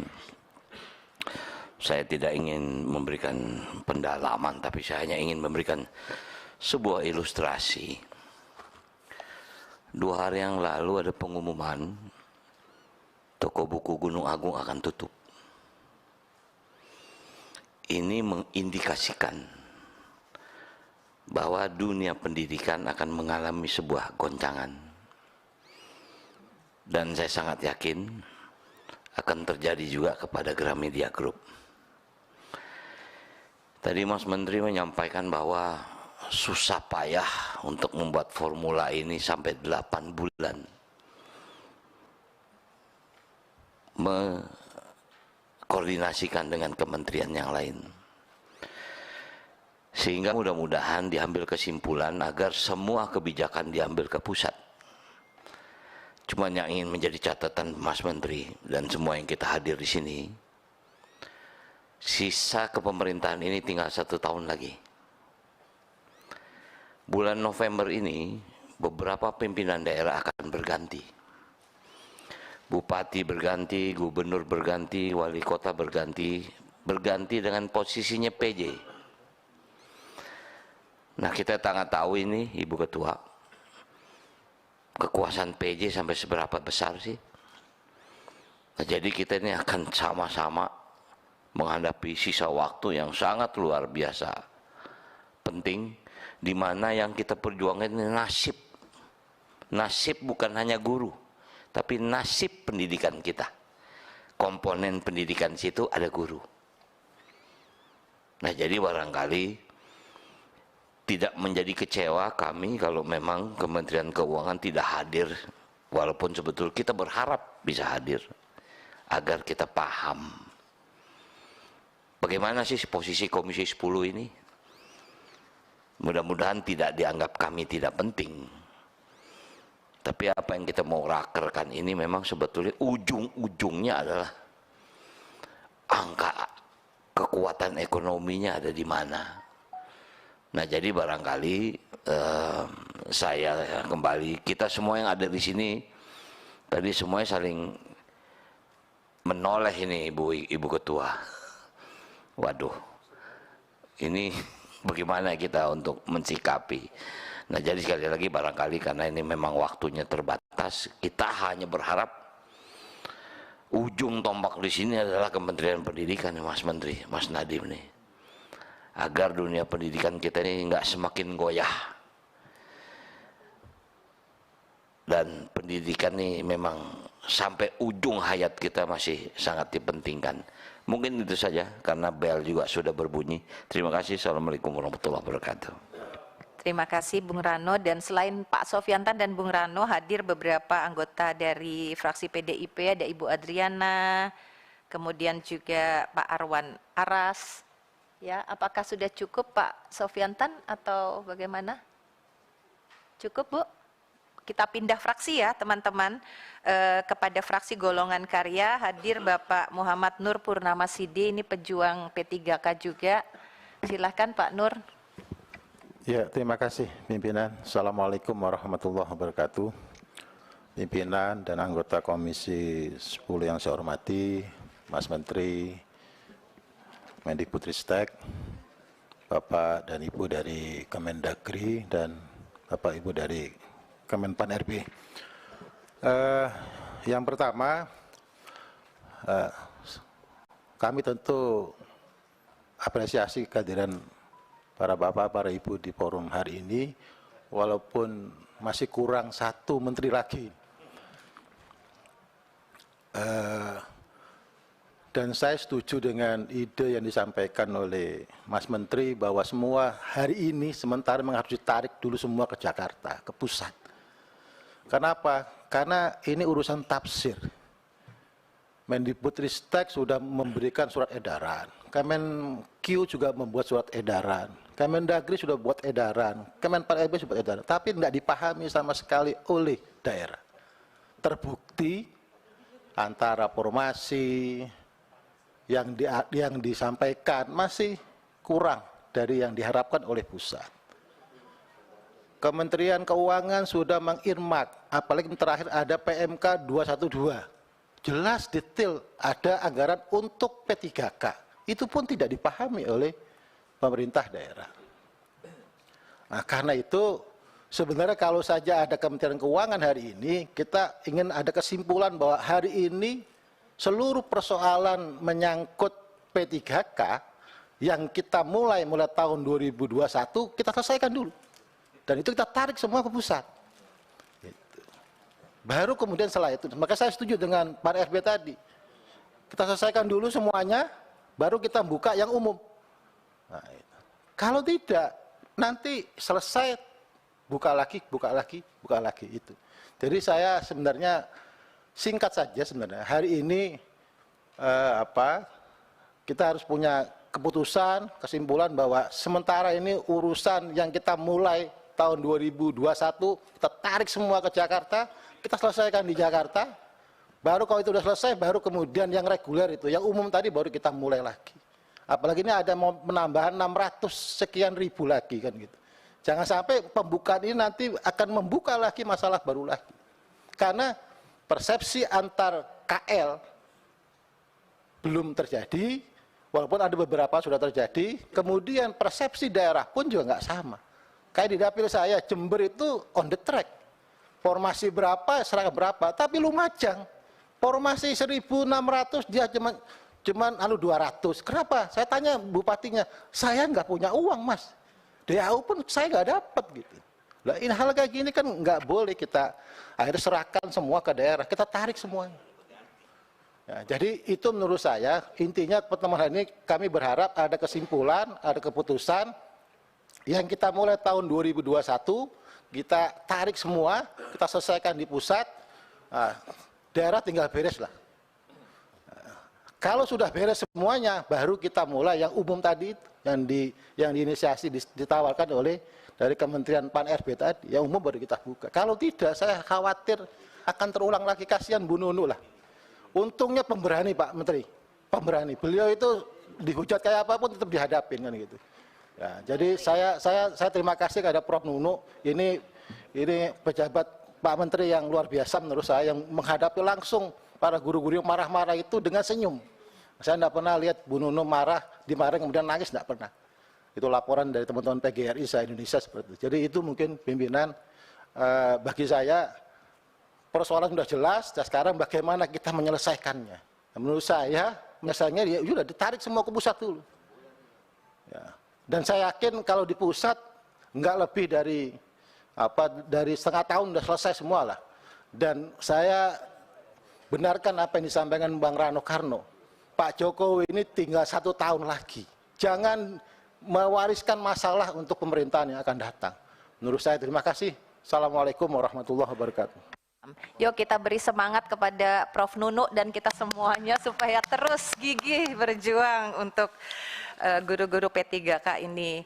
Terima kasih Pak Nur, dan selanjutnya kita beri kesempatan nih senior yang sudah hadir, Kang Ferdiansyah. Silakan Kang, 3 menit semuanya. Terima kasih para pimpinan, khususnya Bu Hetiva dan Bapak Ibu sekalian anggota Komisi 10 yang kami hormati, Saudara Menteri dan juga para teman-teman dari pemerintah dari Kemenpan RB, terima kasih telah hadir, dan seluruh jajaran di Kemendikbud sebagai mitra. Yang pertama, karena kalau bicara detail, angka demi angka kan sebenarnya sudah berpuluh-puluh kali, bahkan melalui panja dan sebagainya kita sudah berapat sampai raker itu akhirnya mencapai 40 kali. Jadi kalau ini bicara P3K, hari ini kita telah berapat tidak kurang dari 42 kali rapat tentang P3K. Tolong dicatat kita bersama. Artinya apa? Dari sekian 42 kali rapat, banyak yang sudah dihasilkan juga, tapi juga akibat intervensi Komisi 10. Kalau tidak ada cawe-cawe Komisi 10, mungkin tidak akan seperti ini. Itu yang harus dicatat oleh rakyat dan juga dicatat oleh saudara Kemendikbudristek. Yang kami cermati di sini adalah yang pertama, rakyat butuh kepastian kapan dia akan dijadikan P3K. Ya apa tidak? Bagi rakyat yang dikatakan tidak, dia juga tidak apa-apa, asal tidaknya kenapa? Jelas. Tapi jangan rakyat dibuat tidak adanya kepastian. Itu yang menjadi catatan kami sebagai DPR RI, khususnya Komisi 10, jadi gundah gulana. Wajar saja apabila kami ketemu dengan para pendidik, khususnya guru, ini hal yang sering dipertanyakan. Jadi yang pertama, pimpinan adalah kepastian. Kedua, kepada saudara Mendikbudristek, yang kami juga perlu ingatkan, sebenarnya kebutuhan guru itu berapa untuk perjenjang, baik itu jenjang SD, SMP, SMA, SMK.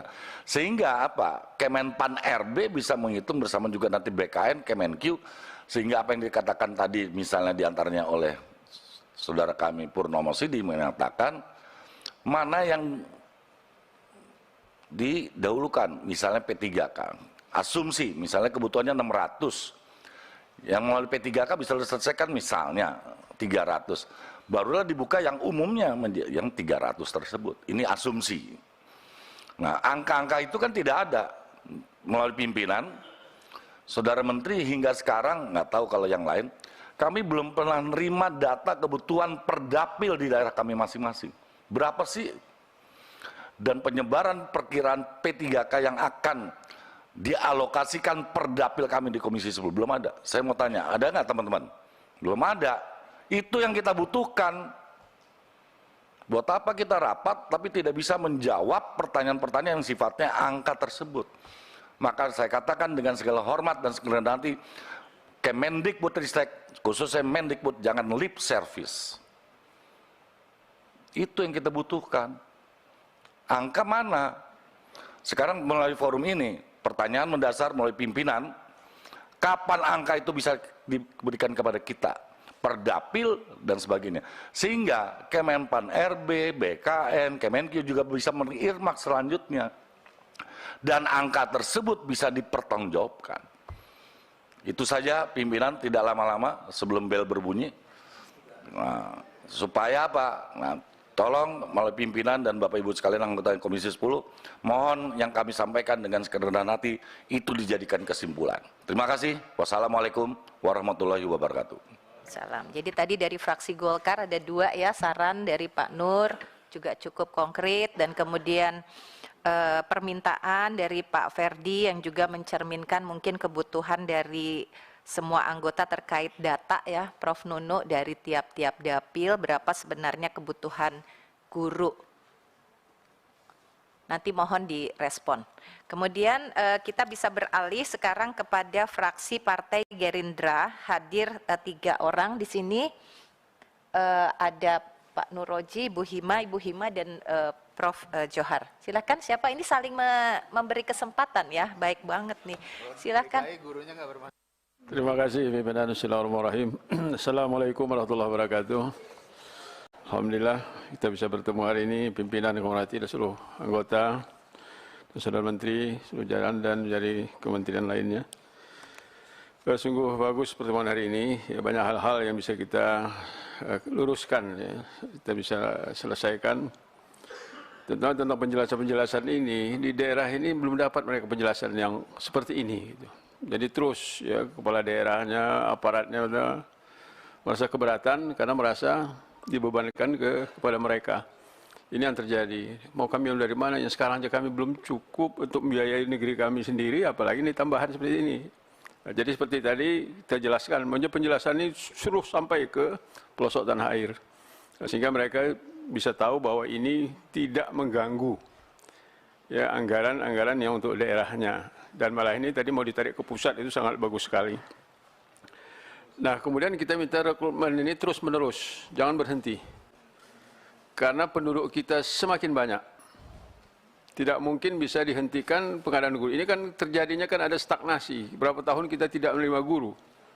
Ya, salah saya sampai 7 tahun. Nah, inilah akibatnya guru diperlukan. Saya dapatkan lagi di dapil saya, di pelosok, sekolah negeri, 1 orang pun tidak ada PNS di situ. Semuanya guru-guru honorer. Nah, jadi seperti ini ya sangat-sangat mengerikan masa pendidikan kita kalau kita tidak terjun langsung mengatasi kebutuhan-kebutuhan ini. Jadi karena tambahnya penduduk, pensiun yang puluhan ribu setiap tahun, ada yang wafat dan lain-lain. Jadi tidak boleh berhenti rekrutmen terhadap guru ini. Siapapun nanti pemerintahnya, siapapun presidennya, masalah ini tetap akan ada. Oleh karena itu kita siapkanlah jalannya sehingga tidak ada hal-hal yang tidak kita inginkan terjadi pada masa depan lagi. Cukuplah di masa ini saja masalah ini terjadi, ke depannya sudah ada. Ya, lorongnya sudah ada, jalannya sudah ada, peraturannya, sehingga perlu kita cermati itu semua. Dan ada satu lagi yang perlu kita kembali tinjau tentang undang-undang yang melarang penempatan PNS di swasta. Untuk pendidikan harus ini tidak boleh ada halangan. Karena tugas pendidikannya Undang-Undang 45 adalah tugas negara. Karena negara tidak mampu, maka diserahkan masyarakat. Maka timbullah yayasan-yayasan membantu negara. Kok mereka dianaktirikan? Oh, ini PNS tidak boleh. Jadi sekarang akibat dari kebijakan ini, sekarang rekrutmen ini, swasta sangat-sangat dirugikan. Guru-guru yang terbaiknya ikut tes, lulus, maka kualitas mereka ya tentu berkurang. Jadi perlu ada undang-undang tahun 2014 itu ya, itu harus ditinjau kembali bahwa mereka itu bangsa kita. Di negeri kita kok tidak boleh negara ikut membantu mereka. Sedangkan ini tugas negara yang utama adalah pendidikan ini. Jadi saya pikir nanti ya perlu kita kaji kembali undang-undang itu tahun 2014 tidak salah saya, agar betul-betul semua keadilan ini bagi seluruh bangsa ini di bidang pendidikan. Mentang-mentang dari mereka di kampung, swasta, tidak kita, oh itu bukan negara punya, biarkan, nggak boleh. Ya, Pancasila melarang itu. Terima kasih. Ini disambung oleh teman saya dari Partai Gerindra. Terima kasih, mohon maaf. Assalamualaikum warahmatullahi wabarakatuh. Terima kasih Prof. Silakan Bu Hima. Terima kasih pimpinan. Assalamualaikum warahmatullahi wabarakatuh.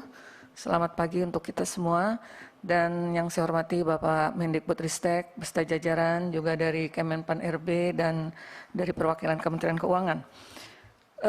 Saya langsung saja ingin mempertanyakan tentang roadmap perekrutan P3K itu sendiri sampai mana gitu roadmapnya. Dari tadi sudah disampaikan oleh Pak Ferry bahwa ada mana angkanya gitu. Berapa jumlahnya. Jadi roadmapnya harus jelas. Dan sejak awal kita kan sudah dari Komisi 10 sudah meminta bahwa harus ada roadmap ataupun peta jalan pendidikan. Yang sampai hari ini apa kabar gitu. Dan kemudian juga selain kebutuhan guru yang memang mendesak ya untuk P3K ini, ada juga yang saya dapatkan dari dapil saya kemarin saat saya melakukan reses, itu adalah mengenai kebutuhan infrastruktur. Ini dapil DKI Jakarta loh. Infrastrukturnya aja masih nggak seragam, masih kurang. Contohnya misalnya mengenai zonasi, ada satu kawasan di Jakarta Selatan, Ciganjur tepatnya, ada satu sekolah SMA yang justru warga di Ciganjurnya nggak bisa masuk ke sana. Padahal satu-satunya SMA di Ciganjur, tapi warganya karena zonasi justru tidak bisa masuk ke, harusnya karena zonasi bisa dong masuk ke Ciganjur, tapi nggak bisa. Kemudian juga di Kemayoran tidak ada sekolah SMA, hanya ada SMK. Kemudian daerah lain, Jakarta Selatan lain juga ada yang ada SD-nya, SMP-nya tidak ada. Jadi pemberlakuan zonasi ini menyulitkan sekali untuk warga DKI Jakarta. Mayoritas 80% hasil reses saya semua mengeluhkan mengenai PPDB. Baik itu prestasi, zonasi maupun usia. Usia ini terutama yang paling banyak memakan korban. Oleh karena itu saya menghimbau agar untuk usia, PPDB usia diberlakukan sejak dari TK mau masuk SD. Karena ketika ditolak masuk SD masih usia bermain, tapi ketika ditolak di SMP, ditolak di SMA, itu mereka sudah terlanjur sekolah dan dihentikan. Seharusnya afirmasinya itu ada gitu untuk usia. Jadi yang sudah terlanjur ya diafirmasi saja, apalagi yang prestasi-prestasi banyak sekali yang terlempar tidak sekolah. Banyak sekali korbannya yang tidak sekolah. Begitu. Jadi itu yang saya dapatkan, 80% hasil reses saya di 20 titik kemarin saya turun, mayoritas mengeluhkan PPDB baik zonasi, prestasi maupun usia. Jadi ketidakseragaman infrastruktur dan ketidakadaan infrastruktur juga menjadi masalah dalam PPDB. Kemudian mengenai akrobat 1 tahun ini, seharusnya kan sudah. Jangan ada lagi akrobat-akrobat ini itu. Kalau kita memang peta jalannya sudah jelas mau kemana, arahnya ke sini ke sana, itu pasti enak menjalankannya gitu, terstruktur, ada arahnya. Tapi ini ada akrobat lagi. Tadi istilah marketplace saya agak kurang ini ya. Seharusnya mungkin database guru aja gitu. Karena kalau marketplace kan kayak orang jualan kayak di pasar begitu. Jualan orang, kayak jualan orang. Padahal itu profesi yang sangat mulia, seharusnya menjadi suatu database saja untuk dipilih, tetapi bukan seperti kita ada di marketplace, memilih-milih mana orang gitu ya. Jadi mungkin ada istilah lain yang bisa lebih dilembutkan lah, jangan marketplace. Mungkin itu aja sementara ini. Terima kasih. Bu, di DKI juga banyak permasalahan karena banyak sekolah yang bedol gurunya nggak ada. kosong. Jadi Pak Menteri, banyak juga guru-guru swasta yang hilang gitu sudah sekolah, jadi mereka juga agak kesulitan mencari guru baru begitu. Terima kasih. Iya, jadi memang perlu peta persoalan per daerah juga ya. Mungkin ada sedikit perbedaan, tapi juga ada isu-isu khusus seperti PPDB mungkin juga Ibu ingatkan ya sebagai salah satu isu yang selalu muncul setiap tahun. Dan tadi Pak Prof. Johar sebagai pejuang pendidikan dari sektor swasta ini mengungkapkan ya bagaimana atau menunggu-nunggulah apa kebijakan yang bisa ditelurkan untuk merespon permasalahan ini. Selanjutnya mungkin kita beri kesempatan karena tadi Pak Nuroji memberi kesempatan langsung kepada fraksi dari Partai Nasdem. Di sini ada Mbak Eva dan Khairul Amri. Silahkan Kang Aam dulu. Silahkan. Terima kasih. Assalamualaikum warahmatullahi wabarakatuh. Selamat pagi dan salam sejahtera buat kita semua. Pantun. Ini walaupun bulan Syawalnya sudah berakhir, tapi tidak ada salahnya saya secara pribadi dan atas nama fraksi Partai Nasdem mengucapkan minal aidin wal faizin, mohon maaf lahir dan batin buat semuanya, khususnya buat Bu Nunu yang seringkali saya repotkan, tapi tetap tangguh selalu menjawab WA saya dan WA yang lainnya. Selamat Bu Nunu. Terima kasih pimpinan, Mas Menteri dan teman-teman dari Menpan RB. Saya mengilustrasikan seperti ini, walaupun tempo hari sudah saya sampaikan, tapi sekedar untuk mengingatkan, saya ingin menyampaikan kembali. Ada suami istri ketika dia jalan membawa sepeda ontel. Dalam perjalanan sepedanya kempes, Bu. Melihat sepedanya kempes, dituntunlah sepeda tersebut. Suatu hari, si sang suami melihat istrinya tertidur memakai anting. Ternyata anting yang dipakainya itu hanya sebelah, di kuping sebelah. Sementara kuping yang satunya tidak memakai anting. Suami istri tersebut ini saling tergugah hatinya, timbul rasa kasih sayangnya. Sang istri sangat kasihan terhadap suaminya karena sepedanya kempes, tidak bisa membeli ban sepeda. Sang suami pun sangat kesima dengan sang istri karena dia selalu pergi kemana-mana hanya sebatas memakai satu anting. Telinga yang satunya selalu ditutupi oleh kerudungnya. Suatu saat sang suami pergi ke pasar, dia menjual sepedanya. Hasil jual beli sepeda itu dia memberikan seuntai anting buat sang istrinya. Begitu juga ternyata sang istri karena melihat sang suaminya tidak bisa membeli ban, dia jual anting tersebut yang satu itu untuk membelikan ban. Ketika dia sama-sama dari pasar, dengan sama-sama tidak saling mengetahui kalau ternyata sang suami istri ini sepasar, saking kasih saya merasa bunga karena memberikan surprise yang terbaik buat sang suami dan sang istri. Apa di sana? Ketika sampai di rumah, dia cari sang istri itu mencari sepeda suaminya karena untuk mengganti bannya. Ternyata sepedanya sudah tidak ada. Begitu juga sang suami ketika dia cari sang istrinya untuk memberikan seuntai anting yang ada di telinganya, ternyata anting yang satunya sudah tidak ada. Sama-sama sudah dijual. Maksud saya adalah apa yang disampaikan oleh Pak Menteri Menpan RB dan juga walaupun Menteri Keuangan saat ini tidak hadir, saya meyakini apa yang disampaikan, diperjuangkan oleh kementerian ini adalah sebuah bentuk kasih sayang terhadap rakyat kita Indonesia, khususnya di dalam dunia pendidikan. Tetapi kalau tidak ada kohesivitas, tidak ada kolaborasi, tidak ada sinergitas, apalah bentuk kasih sayang tersebut, karena tidak ada sinergi antara satu sama lainnya. Saya gambarkan sang suami istri itu. Apa yang digambarkan oleh sang suami istri itu adalah bentuk kasih sayang. Tetapi karena tidak ada koordinasi, akhirnya apa yang diberikan oleh sang suami dan sang istri itu juga mubadir. Oleh karenanya, tadi digambarkan masih banyak sekali daerah-daerah yang belum mengajukan formasi. Itu adalah saya kira itu adalah bagian bentuk tidak adanya koordinasi yang baik antara pemerintah pusat dengan pemerintah daerah. Sekali lagi saya mohon pimpinan, seyogianya yang diutamakan terlebih dahulu adalah agar formasi yang diberikan oleh pemerintah, dan banyak sekali tadi yang disampaikan oleh Mas Purnomo Sidi, ini adalah bupati daerah Lumajang yang masih di daerah Jawa, yang harta kekayaan di daerah tersebut juga masih sangat berlimpah. Tetapi karena tidak ada afirmasi dari daerah pusat, dari pusat maksud saya, ini akhirnya dia tidak mengajukan formasi yang seyogianya. Belum lagi daerah-daerah lain yang itu mungkin termasuk daerah 3T. Oleh karenanya apa yang kita rapatkan kali ini, mari seyogianya kita harus ada sinergitas, kohesivitas antara pemerintah pusat, khususnya kementerian terkait dengan pemerintah daerah, dan juga buat kami yang ada di Komisi 10. Harus betul-betul ada saling koordinasi. Satu itu. Yang kedua, kami mendapat ini sampaian dari teman-teman guru honorer di dapil saya di Kabupaten Probolinggo dan Lumajang. Mereka berpesan adalah bahwa harus ada observasi tahun 2022, maksud saya guru-guru yang sudah diobservasi tahun 2022 merasa jadi korban karena sebatas diobservasi, tapi formasi di daerah tidak dibuka, sehingga tidak ada yang penempatan dengan status TP atau tidak dapat penempatan. Yang kedua, keluhan mereka adalah yang sudah diobservasi diminta perhatian agar tinggal nunggu formasi untuk bisa langsung penempatan. Karena seleksi menggunakan observasi tanpa menggunakan nilai passing grade, kalau ada formasi berarti langsung lulus. Nah ini Bu Nunu lagi-lagi mungkin ini. Sekali lagi itu masukan dari kami di fraksi Partai Nasdem. Sekali lagi diutamakan harus adanya sinergitas, kohesivitas antara pemerintah daerah dengan pemerintah pusat, dan juga pemerintah pusat antara kementerian satu dengan kementerian yang lain, khususnya ini Kementerian Keuangan harus betul-betul bisa menyiapkan apa yang menjadi kebutuhan para guru.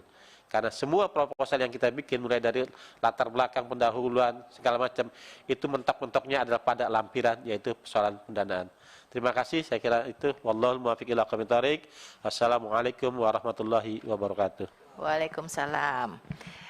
Baiklah, cukup dari Nasdem katanya ya, Bu Eva, terima kasih. Kita beri kesempatan kepada teman-teman dari fraksi Partai Kebangkitan Bangsa, Puang Andi Muawiyah Ramli dan Acap Padang. Ya, silakan Puang. Assalamualaikum warahmatullahi wabarakatuh. Terima kasih Ibu Pimpinan yang sangat kita hormati, Mas Menteri, Sekjen dan Bu Dirjen, dan tentu saja Pak Alex Denny dan Bapak dari Kemendagri, Pak Resturdi Daud MSc, dan bapak-bapak semua yang saya hormati. Tidak banyak yang saya ingin sampaikan.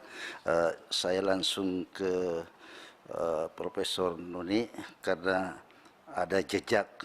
Kita hanya bicara yang tertulis, bisa bicara dengan omongan, tapi kalau tidak direkam susah. Jadi jejak angka ini merupakan bagian dari yang kita omongkan. 2021 bukan masa lalu, karena baru 2 tahun yang lalu, dan kita akan bicara tadi tentang yang akan ke depan. Bicara tentang masa depan tanpa melihat masa lalu ini akan sangat repot kita. Belum sejarah ini.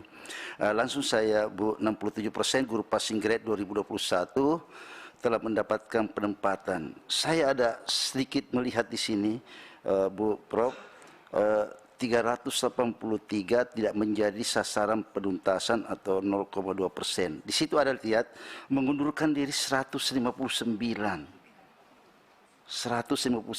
guru yang sudah mengundurkan diri. Padahal kita masih punya kekurangan guru 254.000. Pertanyaannya, kenapa mengundurkan diri? Bukankah selama ini banyak isu di luar sana karena mereka direkrut di Jawa Timur tapi ditempatkan di Papua, bukan di Papua, di Maluku. Mereka mengundurkan diri begitu. Ada itu fakta, bukan hoax. Ada ditempatkan di Jawa Barat, ditempatkan di Sulawesi. Apakah itu bagian dari itu, pengunduran diri itu? Kalau yang meninggal tidak apa-apa, sudah meninggal dunia, tidak mungkin menjadi guru lagi. Tapi mengundurkan diri, saya agak tercenung nih, 159. Banyak juga, Bu. Satu guru itu sangat luar biasa bisa terangkat, apalagi 159. Ini bertentangan dengan animo mereka ingin mendaftar, ingin ikut tes. Sudah terangkat passing grade kok mengundurkan diri. Aneh. Sungguh biasa suatu aneh. Itu, Bu, saya pikir ini yang ingin saya tanyakan. Yang kedua, saya lagi resah ini karena di halaman 7, Prof. Ini Gorontalo, Sulsel, Sulu, Kaltara, Sultan Maluku, Kalten Malut, Pabar, dan Papua. Daerah kita ini, Bu. Ya, artinya evaluasinya apa, Bu? Kenapa daerah lain bisa bagus? Kenapa daerah kita ini di timur Indonesia dan kita ada wakilnya di sini, ada 5 orang di sini, dari sana itu 5 orang, Bapak 1, 2, 3, 5 orang. Apakah kami kurang bersuara atau kurang bertanya atau kurang apa mereka? Ini dapil kami Sulsel luar biasa. Apa karena gubernurnya berjenggot lebat ini? Kenapa tidak evaluasi? Nah, ini sekedar anu saja. Saya kecewa kenapa mereka bagian-bagian dari Indonesia Timur atau Timur Indonesia kok begini modelnya, tingkat kelulusan dari Timur Indonesia masih sangat rendah. Pertanyaannya kembali, kenapa rendah? Kenapa yang lain yang bisa tinggi? Ya itu pertanyaan sederhana. Terima kasih Prof. Nunu dan Pak Menteri yang sangat simpati. Ketika saya sudah berbunyi, tentu saja saya langsung ke Pak Kemendagri, Pak, menghindari PHK massal. Jangan sampai terjadi, Pak. Ini tahun politik. Tadi jangan sampai terjadi kemakan itu yang Bapak sampaikan. Jangan sampai anggaran membengkak. Ya itu persoalannya Kementerian Keuangan ini yang tidak hadir di sini. Ego sektoral terjadi. Saya mendengar kabar beliau tidak datang di sini karena tidak diizinkan oleh Komisi 11. Ini ego sektoral, Pak Menteri. Kita di Senayan ini saja terjadi begitu. Kenapa diizinkan datang ke sini oleh Pak Komisi 11? Di antara kita sendiri ada surat resminya, ada surat resmi. Kami tidak mengizinkan Menteri Keuangan datang ke sini. Komisi 10 resmi. Ini betul betapa ini Pak Yaji pimpinan, ini perlu kita komunikasikan kepada pimpinan DPR. Kenapa bisa terjadi seperti ini di dalam kita sendiri? Sia-sia pesan-pesan reformasi. Ini juga untuk perhatian Bapak Pak Denny. Yang ketiga tentu saja saya ke Pak Denny. Rekrutmen dikhususkan pada 2 Pak ya, tenaga guru dan kesehatan. Tadi ada sampai 5, tapi ini bagus sekali. Cuma saya minta perhatian khusus karena itu juga kami keluhkan kepada beliau, kami keluhkan kepada mitra kami namanya Perpusnas, khusus tenaga kependidikan yang lainnya, Pak. Jangan cuma guru. Itu tenaga perpustakaan, Pak, guru kepustakaan, tenaga pustakawan kita itu sangat luar biasa membutuhkan itu negeri kita dalam rangka literasi. Nah itu tidak tersentuh kemarin dalam P3K itu. Saya pikir ini Bapak tahu, cuma ya mungkin belum cukup diperhatikan. Saya tahu itu. Jadi khusus untuk kesehatan oke, sangat bagus. Tapi khusus untuk guru, mohon tenaga pendidikan lainnya diperhatikan. Terima kasih Bapak semuanya, Ibu. Itu yang bisa saya sampaikan. Wallahul muwaffiq ila aqwamit thoriq. Wassalamualaikum warahmatullahi wabarakatuh. Salam. Nah ini Puang Andi dari Dapil Sulsel 2. Ini satu pertanyaan yang baik ya. Yeah. Kalau ada daerah bisa, kenapa ada juga daerah yang tidak bisa? Nah di situ. Mungkin beda gizi, Bu. Nah jadi nanti mungkin ini perlu pendalaman dan kepada Kiai Acep Adang, apakah mau menambahkan atau sedikit? Silakan. Oh ya, tadi Puang mengingatkan soal selain guru, tenaga kependidikan yang lain mohon diperhatikan juga. Silakan, Kang. Assalamualaikum warahmatullahi wabarakatuh. Terima kasih pimpinan yang saya hormati, teman-teman Komisi 10, yang saya hormati dan saya banggakan Pak Menteri dan seluruh jajaran yang mewakili dari Kementerian Dalam Negeri dan juga dari PEN. Ada beberapa hal yang ingin saya sampaikan. Pertama, tersambung dengan apa yang disampaikan oleh Pak Ferdiansah tadi mengenai angka gitu. Setahu saya dulu sekitar tahun 2021 pemerintah menyediakan untuk tenaga P3 itu kan kurang lebih 1 juta. Nah, apakah yang 1 juta itu masih konsisten untuk kita terus lanjutkan atau bagaimana? Karena hari ini baru sampai 600-an. Dan kalau memang itu harus 1 juta, terkait dengan yang angka tadi, apakah betul itu sesuai dengan kebutuhan guru-guru P3 yang sekarang, ASN yang P3K atau bagaimana? Kalau memang sudah dianggap cukup, mungkin nanti kita bergeser kepada apa yang disampaikan oleh tadi, Master Place tadi. untuk guru-guru honorer yang diangkat secara langsung tanpa melalui kegiatan seperti mekanisme yang dilakukan oleh P3K. Tapi kalau memang sekarang memang harus untuk P3K, ternyata jangan sampai meninggalkan masalah-masalah di belakang. Memang seperti yang disampaikan oleh teman-teman tadi, di tempat kita juga banyak guru yang tidak mengisi. Artinya lulus P3K tapi tidak diambil, karena memang jauh sekali tempatnya. Jadi lamun dihitung sama biaya transportasi itu habis. Karena memang harus bolak-balik, harus mereka nginap di tempat sana, kemudian nyewa kontrakan dan seterusnya. Sehingga mereka tidak ambil. Yang kedua, banyak mereka yang kecewa. Mereka sebagai guru honorer yang sudah cukup lama, di atas 20 tahun, tetapi tidak masuk dalam kategori yang lulus. Nah, ini ada dua persoalan yang memang menjadi perhatian kita. Sekali lagi, apakah P3K ini akan terus dilanjutkan dalam konteks kita merekrut 1 juta diteruskan, atau dalam bentuk yang lain yang ada pendekatan lain seperti yang disampaikan oleh Mas Menteri tadi, untuk memudahkan koordinasi, korelasi di dalam rangka bagaimana perekrutan ke depan lebih mudah lagi, lebih transparan dan lebih memudahkan kepada Pemda dan seterusnya. Kemudian yang kedua, mengenai ASN, yang sekarang itu banyak yang PNS itu yang memasuki masa pensiun. Di tempat kami saja itu berapa ratus. Ada satu sekolah yang tahun ini mereka itu memasuki masa purna bakti. Itu sampai 15 orang satu sekolah. Nah, ini untuk gantinya bagaimana? Sementara sekolah swasta itu sangat membutuhkan. Itu yang pertama. Yang kedua, ada banyak sekolah-sekolah yang ada DPK-nya tetapi hari ini ditarik oleh pemerintah untuk kembali ke negeri. Nah, ini persoalan-persoalan yang perlu dibahas dan sekaligus untuk ada jawaban dari pemerintah.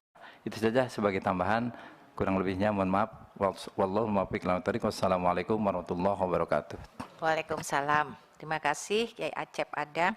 Dan selanjutnya kita beri kesempatan teman-teman dari fraksi Partai Demokrat. Ini ada Ibu Anita Jakoba dari NTT 2 dan juga hadir tentunya Kang Dede. Kang Dede apakah langsung nih serah terima Kang Dede mimpin? Bu Anita dulu ya. Kita beri kesempatan Bu Anita, silakan. Baik, terima kasih pimpinan. Bapak Menteri Pendidikan beserta jajaran yang saya hormati, Bapak yang mewakili Kemendagri dan Kemenpan RB yang saya hormati beserta jajaran. Hari ini sebetulnya kita bersyukur kepada Tuhan kita bisa duduk bersama ya Pak ya. Karena kami Komisi 10 jarang sekali bertemu dengan Kemenpan RB dan Kemendagri. Kalau Kemendiknas sudah sering kita. Tapi kita kecewa juga hari ini. Saya harus ungkapkan itu karena ketidakhadiran daripada Kementerian Keuangan. Padahal hari ini sebetulnya kalau kita dengar dari pemaparan bapak-bapak dari tadi itu sebetulnya titik persoalannya itu justru ada di Kementerian Keuangan. Cuman sangat disayangkan beliau tidak mau hadir karena dilarang oleh Komisi 11. Emangnya Komisi 10 ini bukan berbicara soal kebutuhan rakyat? Sampai kok Komisi 11 melarang menterinya untuk berbicara di sini? Padahal kita ingin bertanya, karena bicara soal P3K itu bicara soal uang. Contoh, sampai hari ini di Provinsi Nusa Tenggara Timur bahkan di seluruh Indonesia banyak lulusan passing grade yang P1 itu tidak diangkat karena persoalan dana DAU. Dana DAU yang ini menjadi tanggung jawab Kemenkyu sebetulnya. Kemenkyu harusnya hadir hari ini dan jelaskan kepada kami Komisi 10 tentang dana-dana yang ditransfer ke daerah untuk membiayai P3K.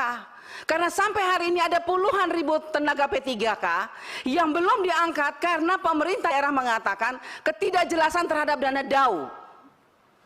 Dana DAU dikatakan sudah ditransfer. Tetapi kenyataannya pemerintah daerah menggunakannya untuk kepentingan lain. Sebetulnya saya sangat disayangkan Menteri Keuangan tidak hadir hari ini. Padahal kita ingin bertanya, sebagai Menteri Keuangan dia punya tanggung jawab besar ketika mentransfer dana ke daerah dan dana itu tidak dipertanggungjawabkan oleh pemerintah daerah, baik gubernur maupun bupati. Terus apa yang dilakukan oleh Menteri Keuangan? Itu uang negara. Jangan sampai Menteri Keuangan tidak sengaja tidak hadir ke sini karena dia tidak mau menjelaskan sebetulnya siapa yang salah.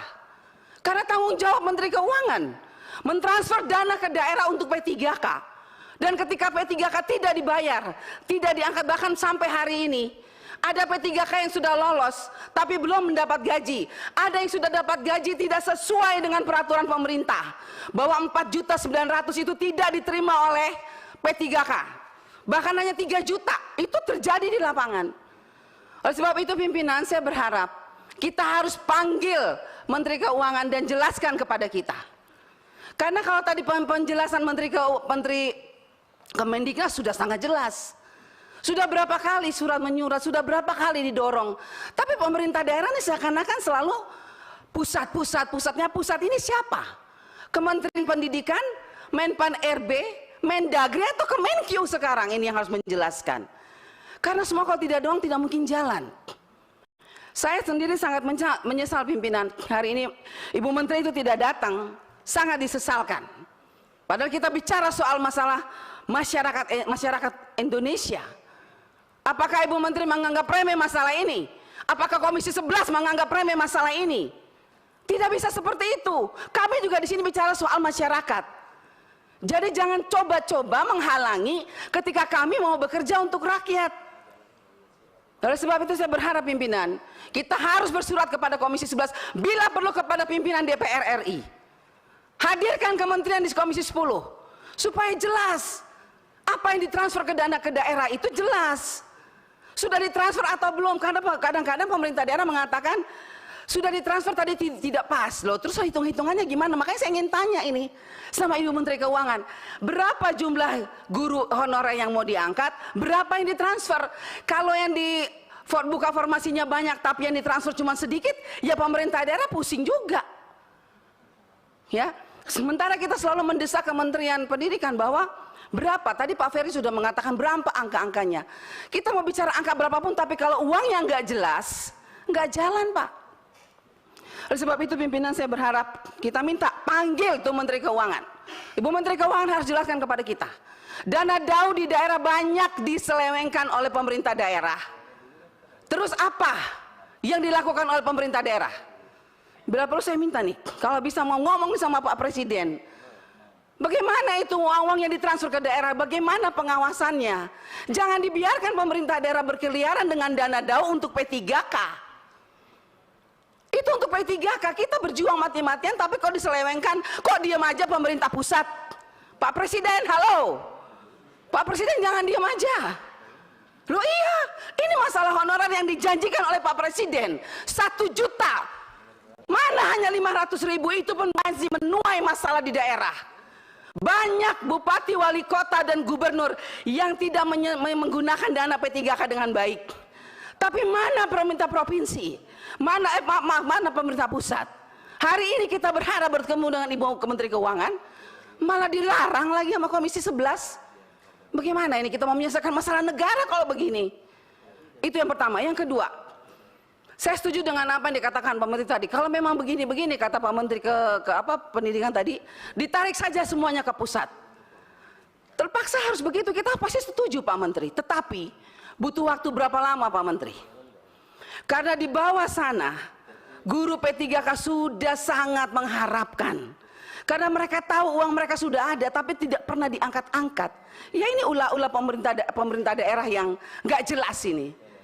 Nah oleh sebab itu saya juga berterima kasih Prof. Nunu. Nggak bosan-bosan ya jawab SMS saya. Tapi itulah teriakan rakyat. P3K menanti apa yang akan dilakukan oleh pemerintah pusat. Karena pemerintah daerah seenak-enaknya. Makanya ketegasan mesti dari pusat pimpinan. Jadi sekali lagi mengenai keuangan, dan saya sarankan Pak Menteri, kalau misalnya tadi Pak Menteri mengatakan kita tarik semuanya ke pusat. Oke, tapi kapan dan berapa lama? Rakyat hanya butuh kepastian Pak. Guru-guru hanya butuh kepastian kapan. baik kota, provinsi, kabupaten, semua se-Indonesia Raya ini pasti sangat merindukan kapan. Oleh sebab itu saya berharap Pak Menteri di waktu yang masih ada ini, Pak Menteri, dari Pak Mendagri dan Pak Menpan RB, mari kita sama-sama pikirkan yang terbaik untuk rakyat. Karena kasihan rakyat di bawah sana. Hak mereka ada, uang mereka ada, tapi kenapa sampai hari ini mereka tidak menikmati itu semua hanya karena keegoisan siapa? Pemerintah, baik pemerintah pusat maupun pemerintah daerah. Itu saja. Jadi saya sekali lagi Pak Menteri, saya dukung kalau memang mau ditarik ke pusat. Tapi apa itu kamu memungkinkan dan berapa lama? Supaya segera Pak penderitaan ini terlepas dari guru-guru honorer kita, apalagi yang sudah mau pensiun Pak, kasihan. Mereka menanti cukup lama. Masih banyak sebetulnya pimpinan, tapi saya rasa itu poin saya mengenai DAU, dana DAU, dan yang tadi Pak Menteri juga mengatakan nanti kalau ditarik ke pusat, DAU-nya akan langsung ditransfer saja ke sekolah seperti dana BOS. Saya sangat setuju, tapi apakah itu bisa dilakukan dalam waktu yang cepat? Dan kalau itu dilakukan, bagaimana dengan dana-dana DAU? Bu Sekjen tolong sampaikan kepada Bu Menteri Keuangan, bagaimana dengan dana-dana DAU yang sudah ditransfer, yang dipakai seenaknya oleh pemerintah daerah? Bagaimana itu pertanggungjawabannya? Padahal jelas suratnya sudah ada, sudah ditulis and mark, tidak bisa dipakai untuk yang lain, hanya untuk P3K. Tapi mereka santai aja tuh menggunakannya dengan seenak-enaknya, menggunakan untuk yang lain, tapi tidak ada tuh. Misalnya Menteri Keuangan periksa atau BPK atau KPK diperiksa, panggil turun periksa, tidak ada itu. Jadi begitu Pak Menteri, saya setuju ditarik ke pusat, tetapi dana-dana yang sudah ditransfer itu bagaimana Pak? Jadi liar di daerah. Siapa yang bertanggung jawab atas dana negara ini? Itu saja pimpinan, terima kasih. Ya.